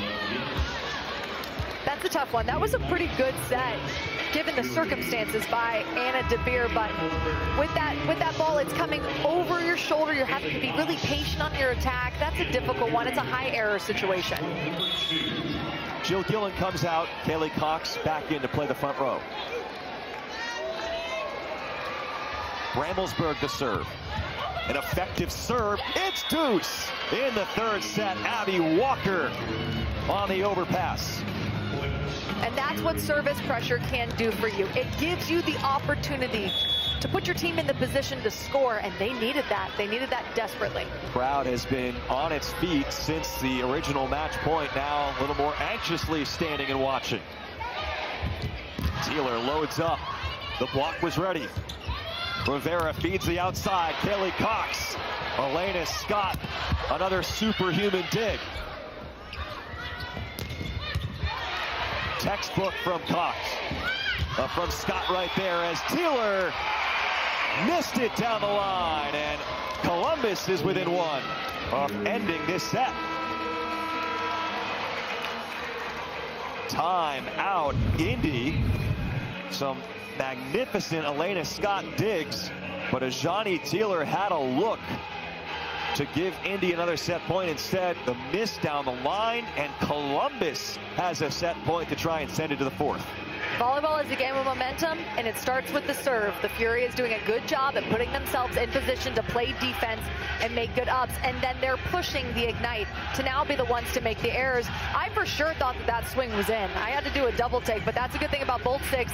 It's exact, it's factual. That ball was out, and that was a quick timeout for the Ignite. They want to get back out there and serve receive.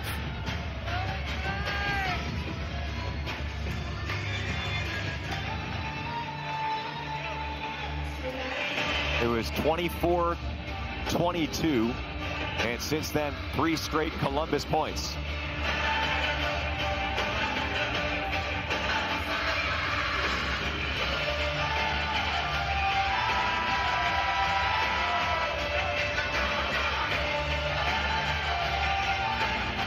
See there in the right corner of the screen for a moment, Megan Courtney Lush, the only All-Star for Columbus. We haven't talked about her yet. She's been battling a stomach bug and also still coming back from an ankle injury. So although she's been cleared physically, she's kind of had a rough go of it with illness in the last 12, 16 hours. Into the net on a set point. Ramelsburg, the missed serve, and that has plagued Columbus a little bit. That's the 9th service error. And with this rotation, now we have Anna DeBeer in the front row, Lydia Martin, and Johnny Taylor. This is a solid rotation. Hilly pushes for DeBeer. Terry does just enough, but this is a free opportunity for Indy. Scott just making sure, and DeBeer gives Indy a match point. This has got to be one of the strongest rotations for the Ignite, with all of their offensive weapons in the front row, and then you also have Carly Scott as an outlet in the back row. This is a never say die kind of team on defense. Lydia Martin laying out for that along with Elena Scott. Now we've got match point. Columbus has already saved a couple. Scott, Taylor, right back down.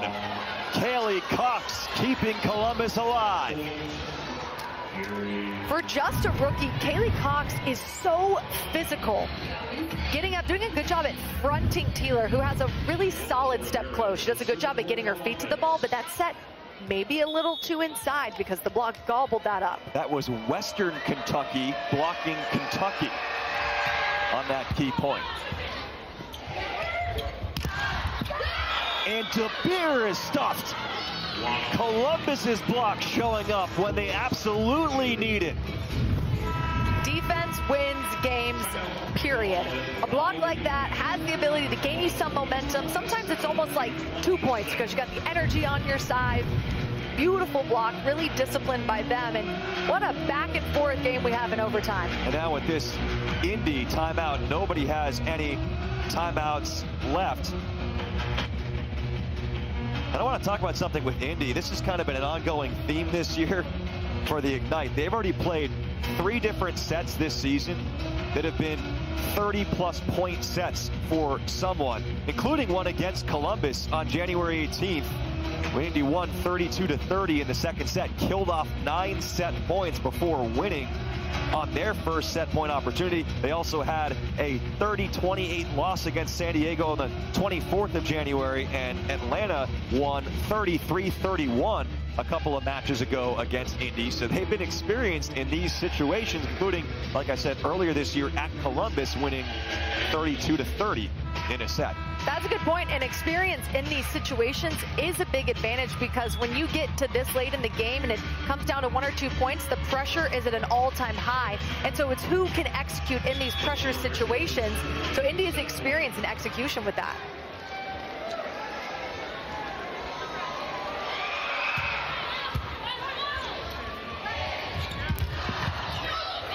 Rivera digs Taylor.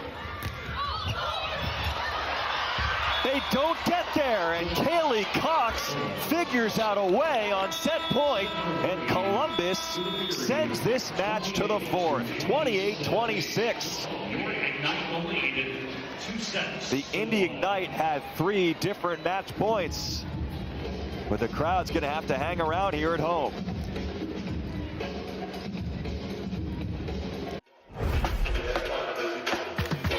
Welcome back. Fourth set coming up. 9 kills on the night for Kaylee Cox. Kaylee Cox is just a rookie, but she's facing some very physical, powerful blockers, and she is able to hold her own. She's got a lot of poise, a whole lot of range, a good amount of tools, and she also has posed a threat to Teeler on that right side. She's a big block. 2 stuff blocks for her, doing a good job at slowing down Teeler.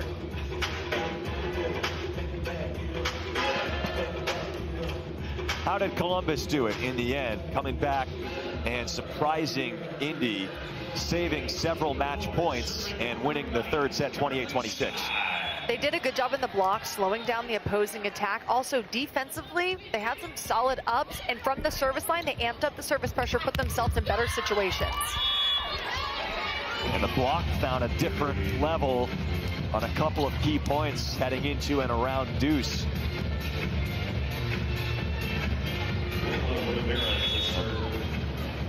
Columbus and Kaylee Cox don't wait around to take an early lead in the fourth set. Vera hammers the serve. Ready there for the dig against Martin. Now Kaylee Cox, read by Hilly. Scott to DeBeer, the college teammates, and DeBeer is in the net.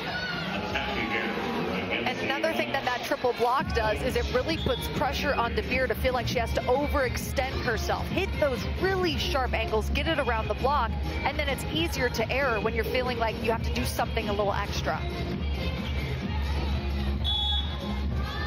DeBeer made her pro debut February 20th against Atlanta after coming back from the ankle injury suffered in the Final Four. Made her front row debut the 27th against Vegas, the first game out of the All-Star break.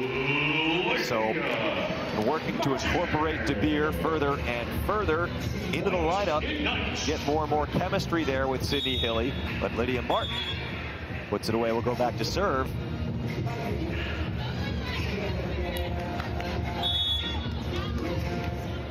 Lydia Martin was briefly on the practice squad a little over a month ago, and has just come alive and more the second part of the season. Rolled down the line, crafty shot by Anna DeBeer. Super crafty and not easy to do because of where that set is coming from. It's coming from almost the back line, so you have to be really patient on your approach. Good set by Carly Scott. You can attribute some of that to beach volleyball, having to set out of system, push your partner up to the net, but then a really solid crafty swing.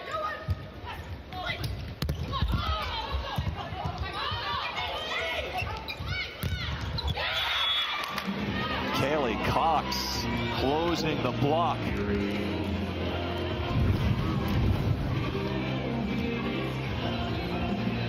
That was Kaylee Cox on the right side, putting some pressure on DeBeer, who's an outside, and you see the press really invasive over the net as Cox.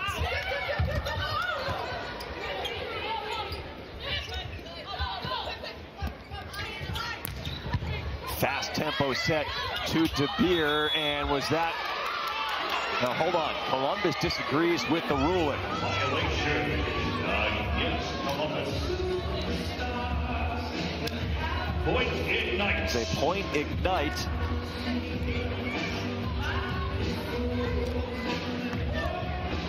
That's a tough call. That's a tricky one. Rivera is in the front row. And what Rivera wanted was for them to say Crawford touched that ball over the net contact. It interfered with the set. But no, they're not going to get that call. Good response by them, though. Come out, get a kill. Really nice response. Oh, Rivera, okay, that makes Gia's in the back row. So that's the call right there.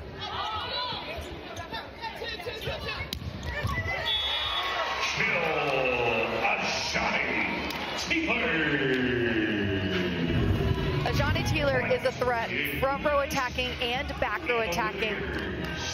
Sydney Hilly, beautiful to Ajani Teeler's right hand, who identifies the block so well, pinky down, cross-body swing and away.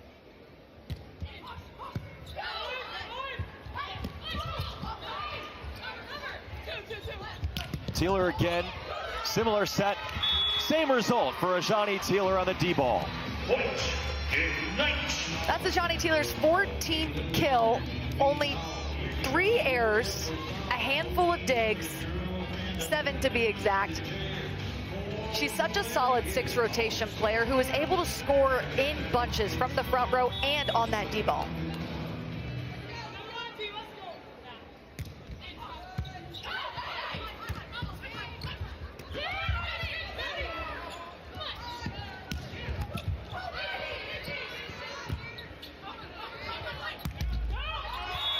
Tickles the tape, and Terry finds what she was looking for. That out-of-system set by Rewatch was money. That ball was spinning. She had to pursue it off the court. It was a back bump set, beautifully placed, and then Raina Terry is lucky to have that one. Angel Perez told us how we do out-of-system offensively is going to decide how this match goes, in addition to how much we can get them out of system and block them in those situations. And go back to the end of that third set. That was an out-of-system creative kill from Kaylee Cox to win that third set 28-26, and some key blocks late as well. They've really sped up the tempo and finding Terry quickly at the left pin. And Raina Terry is eating up that tempo set, and she's swinging up and over the block, beating it to its position, and then, yep, the block is on its way up still. She's grabbing the top fingertips. I love the strategy change, the adjustment to speed up the offense. Like every set is getting a little bit quicker for Columbus. Oh, another quick go ball to the outside, and this time Cox. You can tell this Columbus team wants it. This is a youthful team where even if they get a point and it's just dead silent in this arena, they are fired up. Kaylee Cox wanted that one. You can tell by how she cheered after she got that kill. They have shut the crowd out of this at the moment. Hilly to Carly Scott, shoved up there by Rewatch on the dig. Beautiful set to Teeler. One of the purposes of a block is not always to shove it straight down. Sometimes it's to funnel it to your defenders or to get a block touch and slow down the attack. So the blocking for the Ignite did a really good job at slowing down the attack, allowing Sydney Hilly to set the hot hands, which is all Teeler right now. Passed by Georgiadis. Cross-court swing by Kaylee Cox, and she sprays that one out of play. And that's going to be a timeout in the fourth set. The 8-point timeout. Indy jumps in front by a point. It was close in the third. It's close early in the fourth. In the fourth set, coming off of a timeout after Columbus kept things alive with that 28-26 result. In the third, some top performers is the Rewatch for Columbus, Ajani Teeler for Indy. And this is who we did the open on. We knew it was going to be a battle of the opposites. Ajani Teeler just edging out Rewatch a little bit in the kills category, the hitting efficiency category, and the digs category, but Rewatch is getting a ton of sets. She's doing a really good job as well. She's keeping the Columbus Fury in it. They are only down by 1 in this fourth set. Now, I promise always to try and clean things like this up when you get a chance to discuss in the break. Make sure we're all on the same page when there are calls that are either disputed or not spelled out clearly enough by us, as Carly Scott is out, but now there's a block touch call. So we'll see about this block touch while we're seeing about it. Just want to clean up that previous situation where Columbus was arguing on that Wilma Rivera confrontation with CeCe Crawford at the net. So really that could be one of two calls there. Either if the ball is on the plane of the net, within the plane of the net, and it is played by Rivera to the other team in any type of way, then that's an illegal back row attack by Rivera. If the ball is entirely on Columbus's side, that's interference by Crawford. And that's exactly what Wilma Rivera was saying what happened. She's like, it's on our side.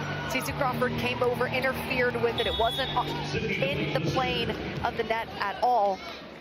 But Indy Ignite now with the 2-point lead.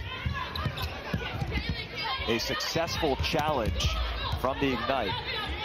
There was a block touch. Ajani Teeler with great contact on that swing, but Rewatch had the dig. Hilly navigating Martin and the net. And Martin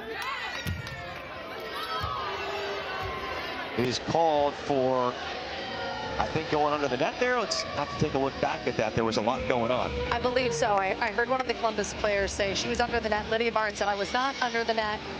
Lydia Martin did go down during that rally. And so Martin also was shaken up on the play, and she was wincing while also kind of arguing with Columbus. Now she's speaking with the trainer.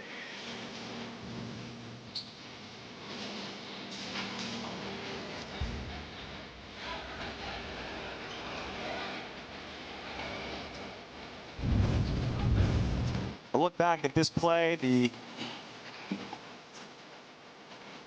fall from Martin.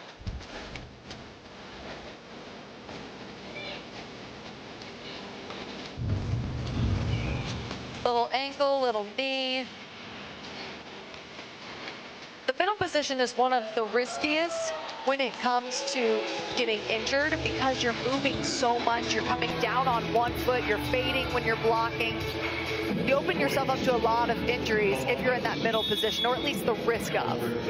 I didn't see anything there, though, that was worthy of giving Columbus that point. I didn't either. Not in the replay, definitely not. Martin gets her redemption. Now, a lot of people ask, she wears that device around her neck. It's called a Q collar to help with blood flow to the head and prevent concussions. And getting her head right back into it after that brief injury. I love the decision from Sydney Hilly, too, who really had to force it through that middle, about 10 feet off the net. Right back to Lydia Martin.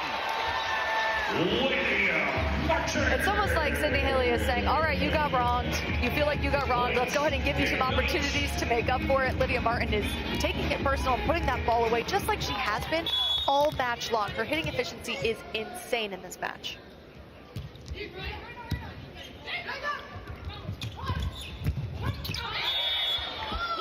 Rewatch lands that inbounds. Lydia Martin, you mentioned the efficiency, 10 for 15 with no errors for Lydia Martin, as Bolt 6 shows us that was right on the line. Also 4 digs for Lydia Martin, by the way.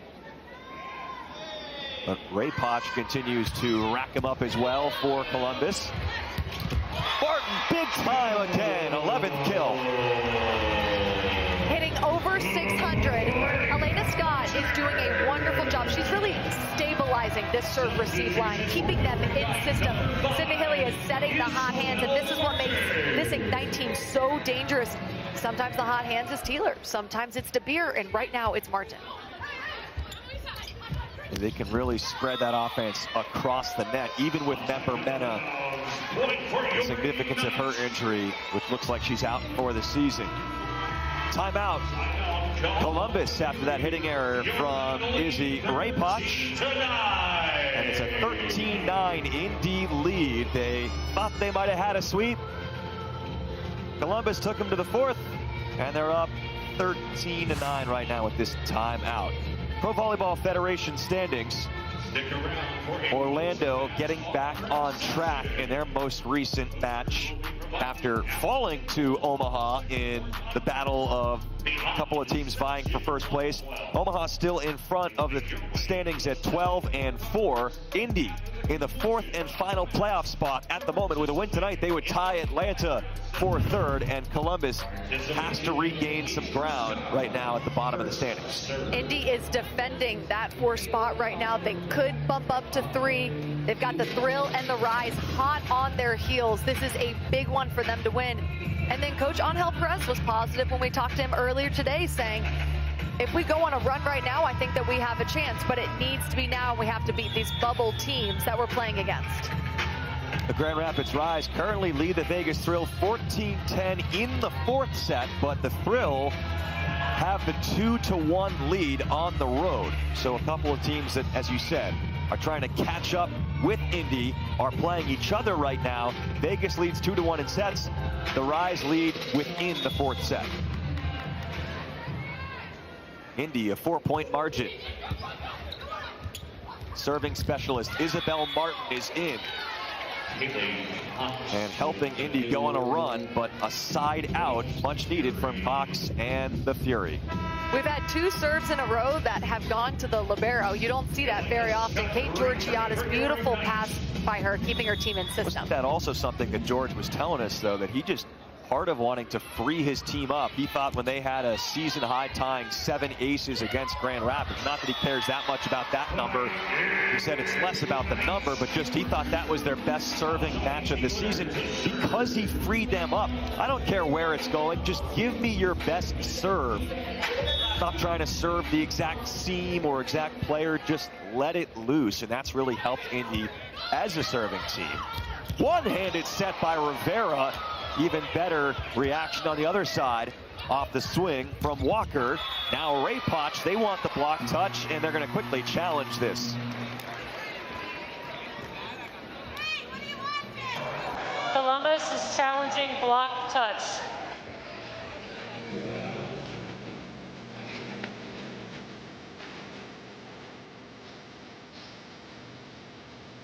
Let's take a look here. That's a quick one that will be overturned, so Columbus will win the challenge. They'll get the challenge back. That's one of my favorite things about the challenge system is if you are correct, then you get rewarded and you get to keep that challenge. A much-needed swing by Rewatch.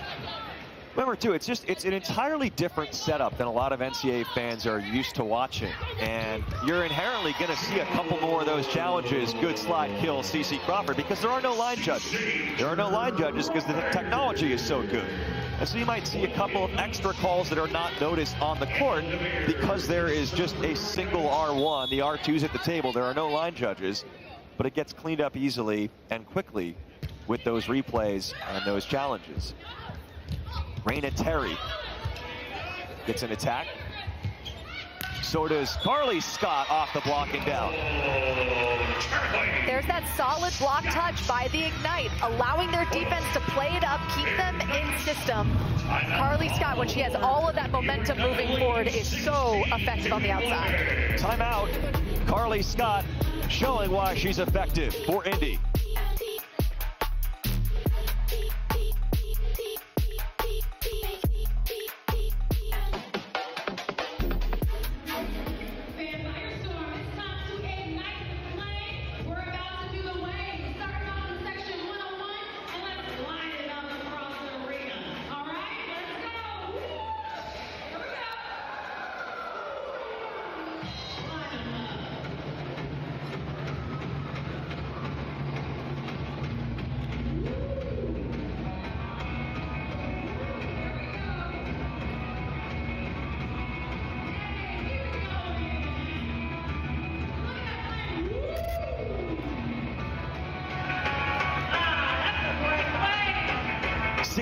The Ignite lead, looking to put this match away in the 4th. Quick cleanup on something that happened coming out of the last timeout. Columbus was given a delay of game warning and a yellow card for exiting the huddle in a tardy fashion coming out of the most recent timeout. They appeared to have remedied that problem and took the floor nice and quickly out of this timeout.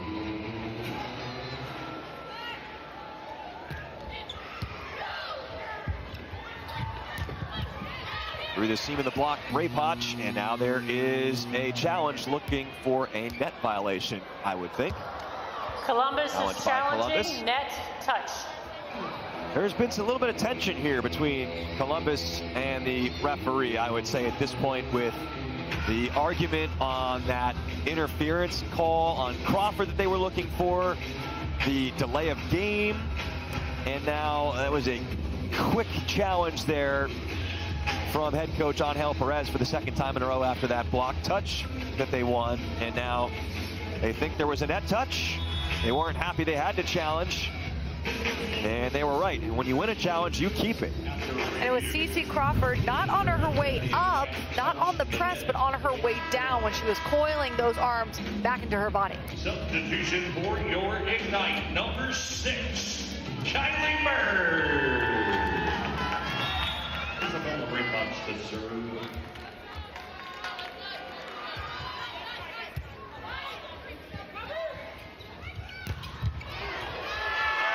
That ties the 15 kills that Carly Scott had in her starting debut last time around against Grand Rapids. Coach said Carly Scott has let go a little bit. She's playing more free, and you can tell by the way she celebrates after this swing. A big, brave rip to that deep, sharp angle. Really well done, and good set by Hilly. Ramelsburg converts. Some wise words this morning from head coach George Pageant, saying that when Carly Scott learned to let go a little bit, she was caring almost too much. When Scott learned to let go, she found the results that she was searching for. Proved it in practice. He said gave her opportunity. Totally deserved last time around against Grand Rapids, and she's delivered 15+ kills twice in a row. That'll be a paintbrush kill for Martin. You know you're getting up high and you're contacting the ball high when it's a miss hit and you're still hitting that angle. Absolutely insane. Even when it doesn't look pretty, when you can set a middle, the efficiency is just inherently there in this sport. Now Indy on the hitting error, I think, is going to challenge for a block touch. Wait 1 second. Indy is challenging block touch. We have seen a whole lot of challenges. They are wanting to really show us the full extent of the challenge system today, both of these teams. They were going to sub Janice Liao into the match for the first time, or just, excuse me, it would be her third set played since February 12th for Liao out of the University of Miami. Caught on the microphone. Suzanne Lowry said, wait a second, a challenge first. This is a challenge by the Ignite right now on that Scott swing that would give her her 16th kill if Indy is correct. Scott cut the shot, and the success rate has been really good for Columbus's challenges recently, not there for Indy. That's a missed challenge. Columbus maintains the point, and Janice Liao out of Miami will come in.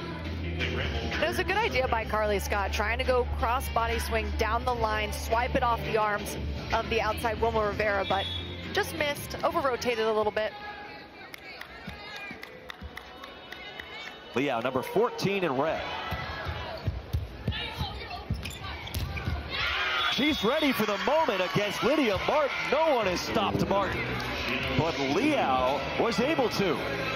Talk about coming in and making an immediate impact. First of all, she passes the eye test. 6'3", but with really long arms. She's very athletic, high vertical, really dynamic. 3-time All-ACC at Miami. Little bit late there. Martin puts it away. Liao is a great story, though. Want to get this in now that she's checking into the match.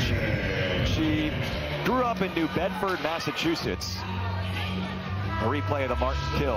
Her family emigrated from Cape Verde on the west coast of Africa. She's a first-generation college student, and now actually working on her MBA after graduating undergrad from University of Miami and appearing in the Pro Volleyball Federation. Second-year pro, first year in the league. Another disputed call. The call on the court is out. Columbus is going to challenge again. Columbus is challenging a block touch.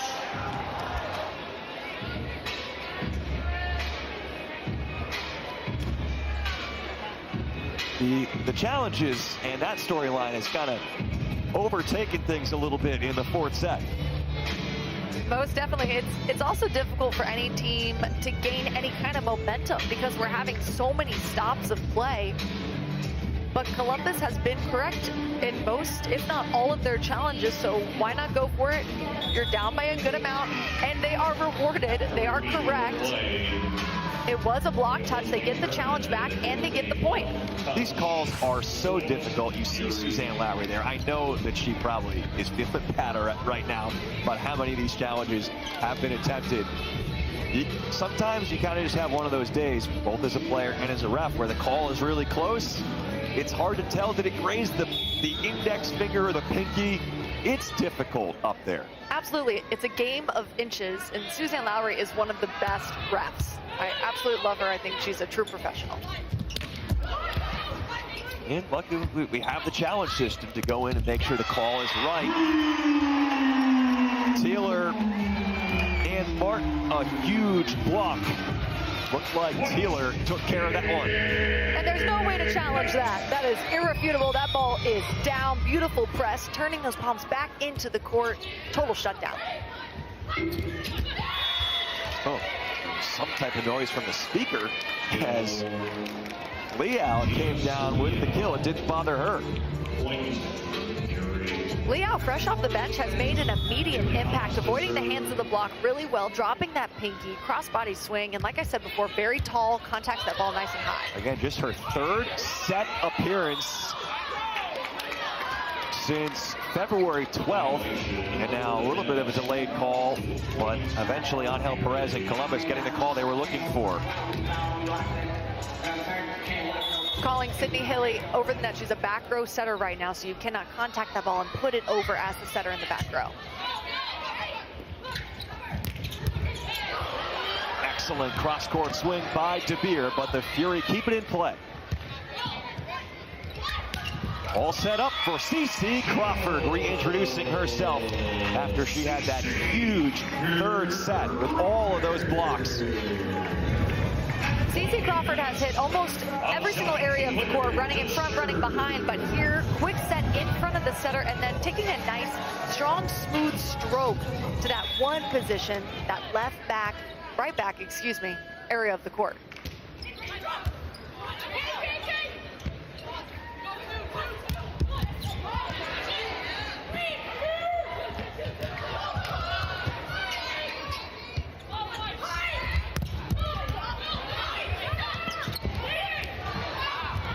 Hilly to DeBeer, keeping it alive. DeBeer off the line, though.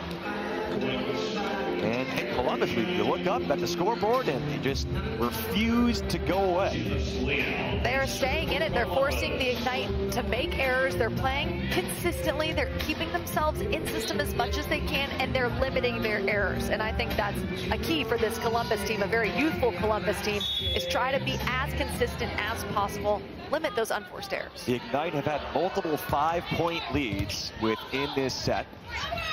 CeCe Crawford.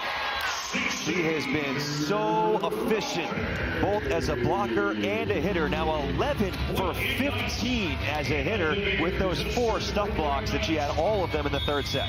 Bramblesburg is having a difficult time getting over there and blocking that slide attack. She is not there, opening up a one-on-one situation for Crawford. Crawford now 4 for 5 in this set, and a couple recently. Raina Terry blasts that one through.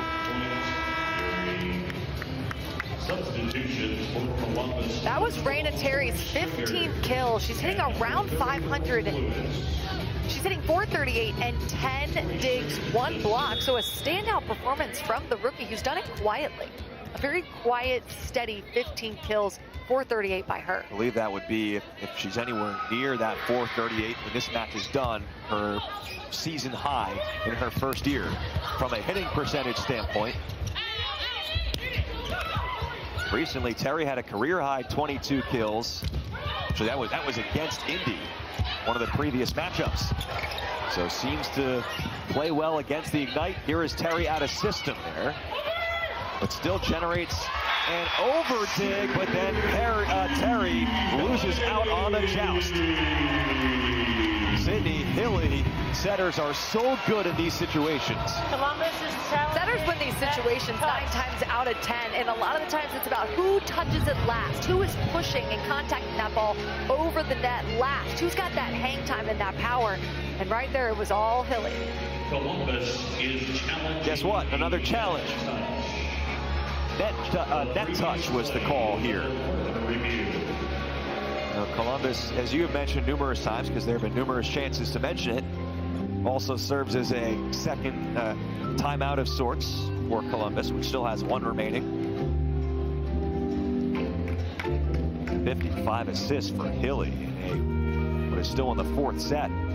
Saw that number flash up on the screen. And I actually believe updated Yeah, 58 now. Yeah. 11 digs. She leads this team with so much confidence and expertise, runs such a balanced offense. She was last season's MVP of the championship match.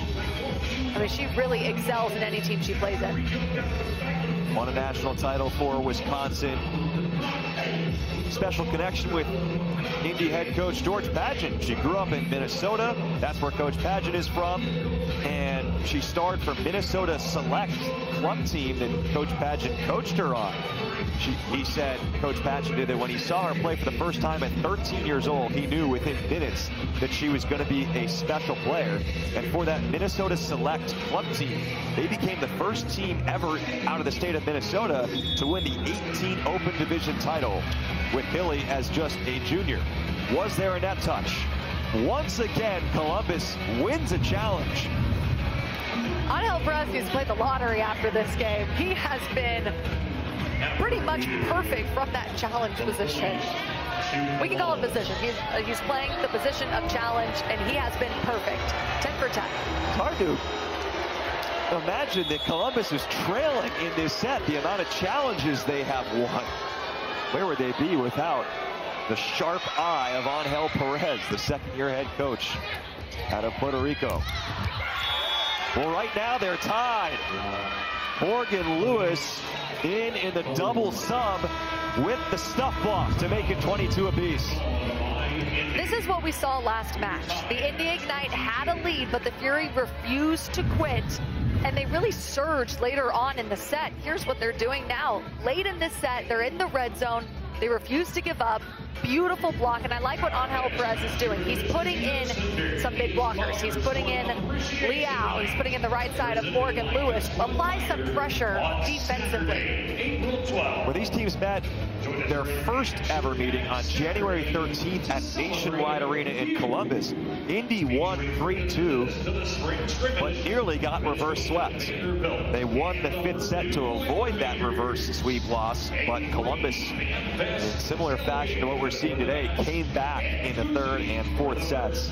Again, Indy led 24-22, had 3 different match points opportunities, including one at deuce in the third set. Columbus killed off all those, won the third set 28-26, and now has come back from 5 points down to tie the fourth set. This has been, I mean, I would just call it another classic PVF match. You just don't know what you're going to see. We've had some chaotic moments. There have been a lot of challenges today for whatever reason. That's become a theme. But Columbus, currently in last in the standings, not acting like it right now against a current playoff team in the Indy Ignite. Tori Stringer serves to Elena Scott. Perfect pass. Crawford. That slide timing wasn't quite there, but here is Scott off the bump set. Morgan Lewis aims that one down the line and is in. Bolt 6 says in. Indy couldn't believe it. Elena Scott really doesn't let anything drop. She scoops up everything, so she most definitely thought that ball was out. Let's take a look at Bolt 6 by centimeters, by 1 centimeter. Wow. Bolt 6 strikes again. Timeout, Ignite. George Padgett has a smirk on his face. He can't believe it. 23-22. He's got to feel like he's in a bad dream a little bit at the moment.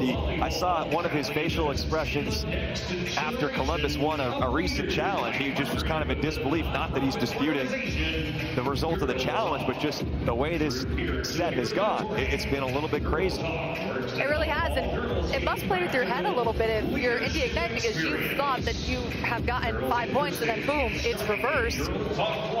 The Fury is fighting from the service line, and then defensively, they put in a lot of physical blockers. They're doing a really good job with that. And that was a risky swing by Morgan Lewis. She could have played it safe, done a deep drive to that corner, but no, she took something off of it, went down the line, and it could not have been closer to being out. But this has been a game of inches, back and forth. This is an instant classic, just like you said. You've seen both teams in the high 2s still, which normally those hitting percentages really drop as the match goes along. The players wear down, but Indy still hitting 280. Columbus at 267. Really fun one to watch tonight. Indy looking for the first ball side out.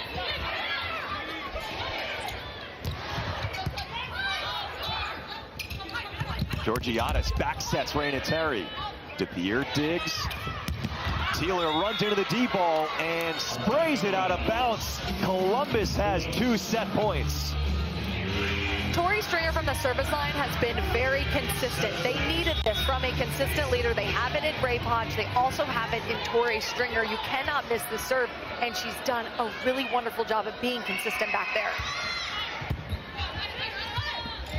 Good sturdy pass by DeBeer. Oh, Lewis stands on it. She read the attack from Crawford, but couldn't execute. That's one of those that you really wish that you got back if you're Lewis, but you have to forget about it. You have to have short-term memory. Now you just need one side out, and we are going to get a timeout. So can Indy give Columbus a dose of its own medicine after Indy led 24-22 in the third set, couldn't hold on? Now Columbus with that 24-22 lead. They give up one of those set points on El Perez. Has seen enough, calls that timeout, uses his final timeout now with one more set point to protect. So, hey, Columbus though, they have the opportunity here. All they have to do is side out and they will win this set. Where does Columbus try to go? They're clearly drawing something up. Well, Raina Terry has been incredible. In this set, she's had 4 kills. She's hitting 400. I think what you focus on is getting an in-system pass and then just siding out. It's one ball. Morgan Lewis has been on. She's come up big for them. But I like the decision for the timeout as well, because now Indy has to go back to the service line. They have to think about it. It is surprising how often the server gets iced. And it's the rookie, CeCe Crawford. More aces than errors this season. That is close. It's in! Crawford sends it to deuce. Her 11th ace of the year. And then her face, when she's walking back, she is a stone-cold fox. No smile, game face. Absolutely electric. Again, serving long. Lewis. Crawford doing her best, but that's a tough play for a middle, and Morgan Lewis swinging left side, getting the job done. Beautiful connection from Stringer to Lewis. Quick tempo set, beating the block. Martin not there, and then good cutoff. She swung at that ball really quick. Third set point for the Fury. Hilly to Carly Scott. Morgan Lewis, back-to-back kills for Morgan Lewis. The Oregon Duck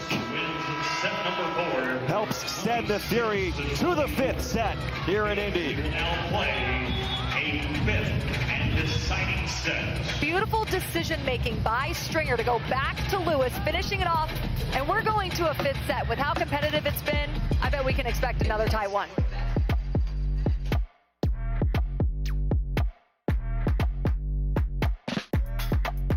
Raina Terry, 429, 16 kills, and the Columbus Fury winning both the 3rd and 4th sets to send this to the 5th. In that 4th set, Columbus hit 359, outblocked Indy 3-1. Remember, in that 3rd set, Crawford had 4 stuff blocks on her own. The overall numbers, service errors at times have plagued Columbus, but they've evened the hitting efficiency back up, and they have 11 stuff blocks now, outblocking Indy for the match. This game is so tightly contested stat-wise and on the court. What it's going to come down to is which team can string together 15 points. Indy has started strong, but given up too many points, let the Fury creep back in. So who can play high-level volleyball for 15 points? Both teams coming off of a victory, looking to start a winning streak. And Kaylee Ramelsberg makes it 1-0 Columbus. The Fury looking for a late season rally. They're 8th place, last in the PVF, but still time left enough. Indy currently in the 4th and final playoff spot with a 9-8 record. Indy had match points in the 3rd looking for the sweep. Columbus canceled out 3 of them. Also came back from 5 points down to win the 4th set, Columbus did. DeBeer off the block and out to even up the 5th. They're playing a 15 win by 2. One of the keys to this game, Angel Perez told us, was get Sydney Hilly moving on the set, serve aggressive. The Fury's done a good job later in that fourth set and this set, getting Sydney Hilly moving, but good cleanup swing by Ignite. Effective serve there, really strong serve by Anna De Beer. Morgan Lewis gets a crack at it.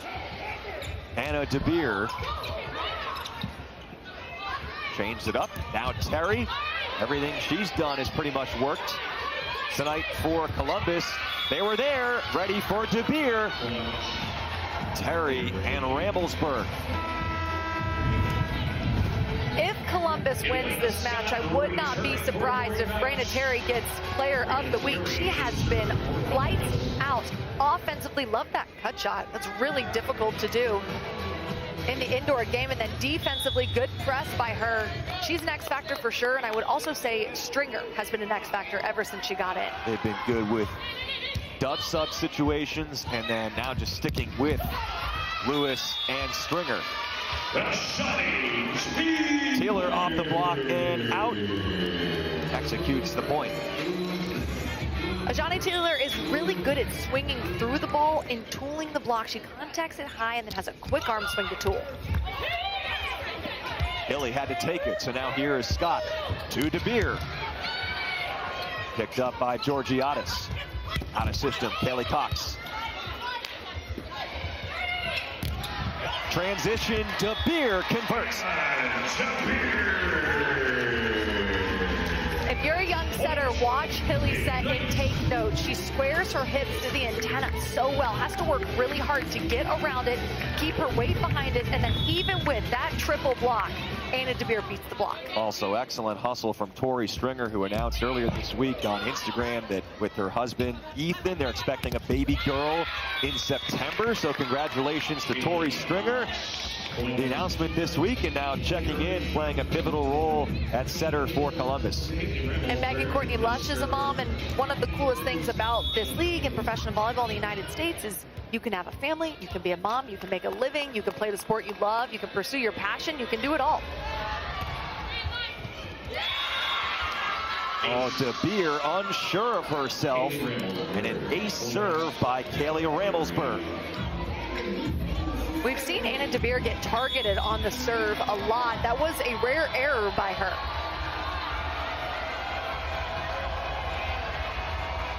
Passing 62% in system. That's very good overall. Here she is on the attack. It's down to the court for De Beer. Anna De Beer has a whole lot of power. She's got a long approach. She uses all of that momentum in her approach to strike that ball nice and high and tool the block.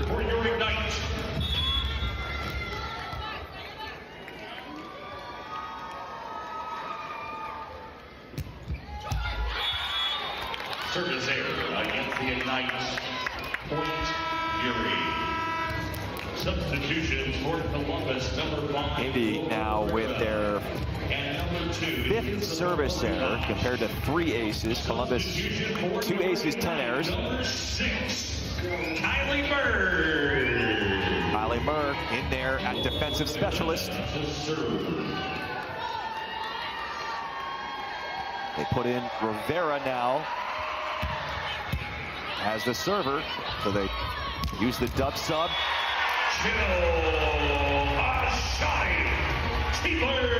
Beautiful by Kylie Murr. That is a difficult serve to pass. You have to make your first move really quick towards the ball because with the topspin it's dropping so quickly. So she made a quick first move. She angled her platform into the court. Beautiful ball control, and then Taylor took care of the rest. Another physical play by Ajani Taylor.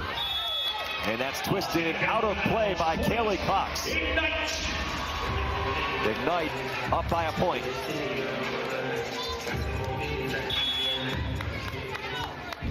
Columbus starting this set with Stringer and Lewis in. Now the dub sub with Rivera and Ray Potch.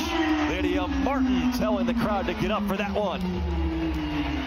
Martin is having a standout performance. Hilly did a wonderful job at setting that block up in the right position. Martin gets there, closes, press, and then turns those palms into the court. That was a full-on wall. the answer from Rewatch, the leading kill getter on the team and one of the best in the league. They've switched things up, putting Morgan Lewis in there to start the 5th set, but Rewatch still ready with the dub sub. And that was an adjustment by Rewatch. She got blocked, so then she thinks, okay, I'm just going to swing higher. Contacts that ball high with a nice strong snap. High swing from Scott. Too high right there, so it's tied at 7. That worked for her earlier in this match. That was a beautiful high hand swing earlier. She was trying to do the same thing there, just got a little too far underneath it. He's hitting up on the ball right there. Next point's going to send it to a timeout. The teams will switch sides regardless of the result here.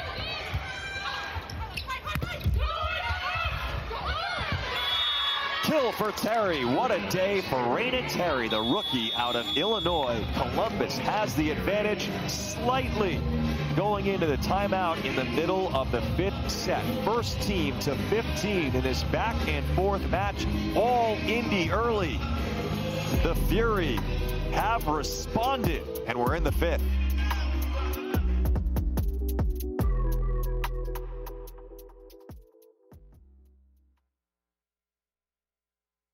Define Best One Tire on Saturday, April 12th. Join us for an action-packed Saturday to celebrate you. Featuring free attendance to the spring scrimmage between Vanderbilt and the Purdue Boilermakers. A free Fan Fest tailgate before the match and koozies for the first 1,000 fans. Wear your orange and come ready to ignite the fire.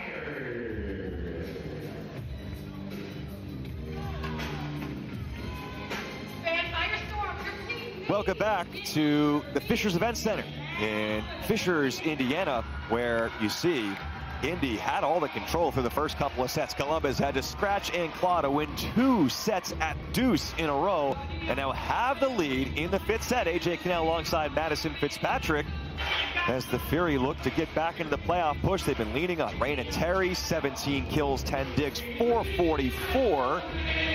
And the Ignite, do they have that last counter punch? Because right now it's been Columbus holding some momentum.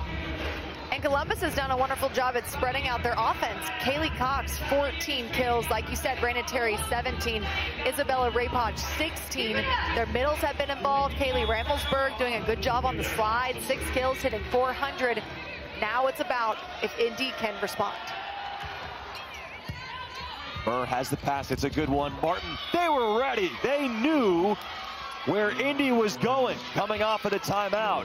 What a read by Columbus and Janice Liao. Timeout called by the Ignite. Watch Liao be so disciplined, read that swing, dive those arms, shutting off any kind of gaps in the block.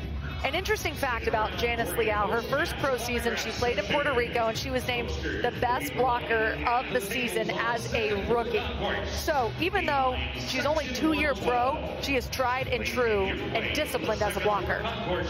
It makes sense. She would come to a team like Columbus with a heavy dose of Puerto Rico on the coaching staff, led by Angel Perez, who had back-to-back Puerto Rican League titles, back-to-back Coach of the Year honors.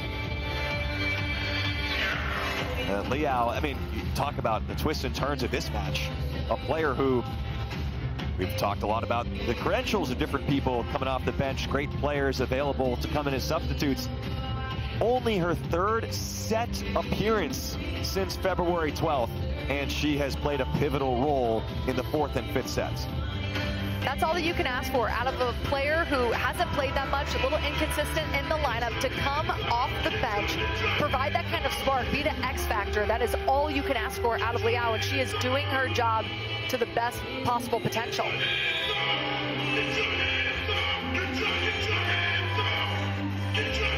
By the way, Vegas has closed out Grand Rapids. One other match tonight in the PVF. So Vegas keeping pace with Indy, trying to get back into the playoff picture. Lydia Martin with the kill. Indy within 1. Sydney Hilly back to serve, so now we have 3 attackers in the front row for the Ignite. Watch Teeler on that right side.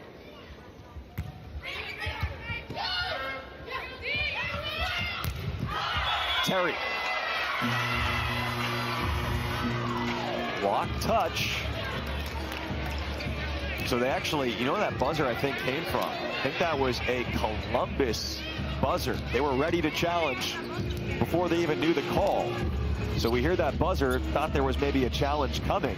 There was no need as the block touch was called on the floor. And then we were waiting to see if the Ignite was going to challenge the block touch call. And Johnny Teeler said, no, I touched it. Don't waste a challenge. Helpful honesty. Yeah, you don't want to waste a challenge in that situation. Angel Perez looked up at Suzanne Lowry, said, my bad. Carly Scott keeping Indy in it. It's 10-9. Sydney Hilly is such an elite setter. She's falling to her knees. She's sliding on the floor. Her follow through, her finish with that set is beautiful. It's in the perfect spot for Carly Scott to get the kill.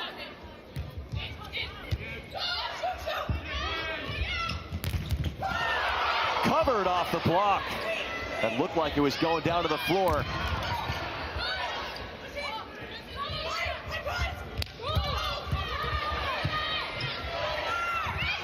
De Beer slows it down to the last second. Rivera read the play. Rewatch dug by Elena Scott. De Beer over the top of the block, and it's tied at 10. A small setter-hitter misconnection between Hilly and De Beer. She came in a little too early on that first set, but then she corrected, was patient on her approach, drove through the ball. Beautiful up by Elena Scott to keep her team in it and to tie it up.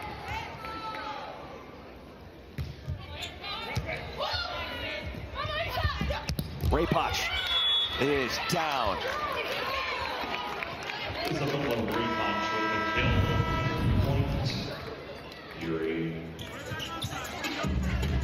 Watch Rewatch drive it through the block. The block a little late. Martin a little late to close, rising up, and Rewatch with that power, that range, and then that quick snap of an arm was able to get the tool. Now in this shorter fifth set to 15, Columbus essentially operating this like a 6-2.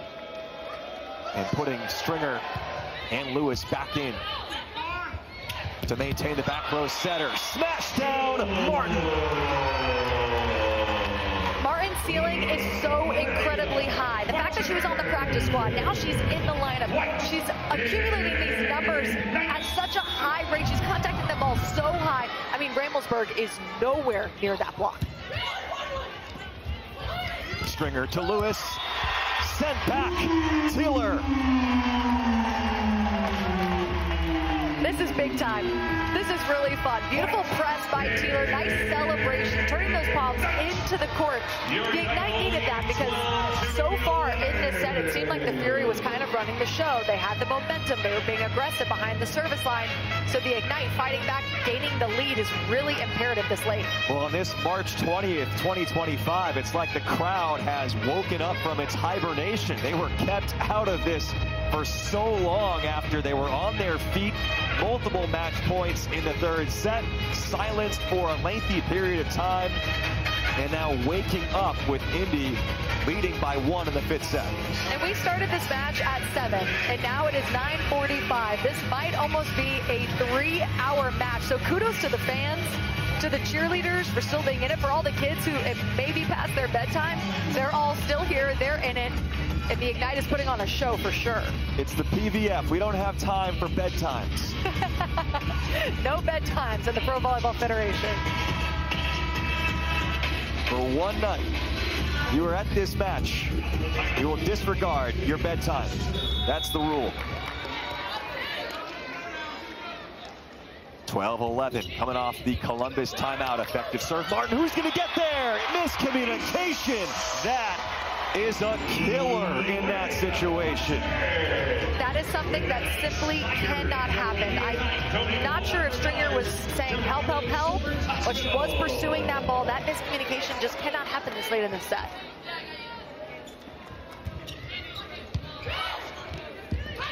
Can they respond? The answer is yes. Back to Kaylee Ramelsburg out of the middle. Ramelsburg with her 7th kill, hitting over 400. That's a good match by Ramelsberg. That set a little too low, so she's not contacting it as high as maybe she wanted to, but with that quick snap, she really sped up her approach at the end. She was able to make it work. Raina Terry is a weapon behind the service line. She can dial it up back there. Down by 1. Make something happen against DeBeer, who still gets a chance to attack. Out of system kill, and it's a match point for the Ignite. The reason you target the outside who's pushing back in that serve receive line is because you want to take their offense away from them. Well, right there, even with that serve targeting her and the triple block, Anna DeBeer said, you're not taking any offense away from me.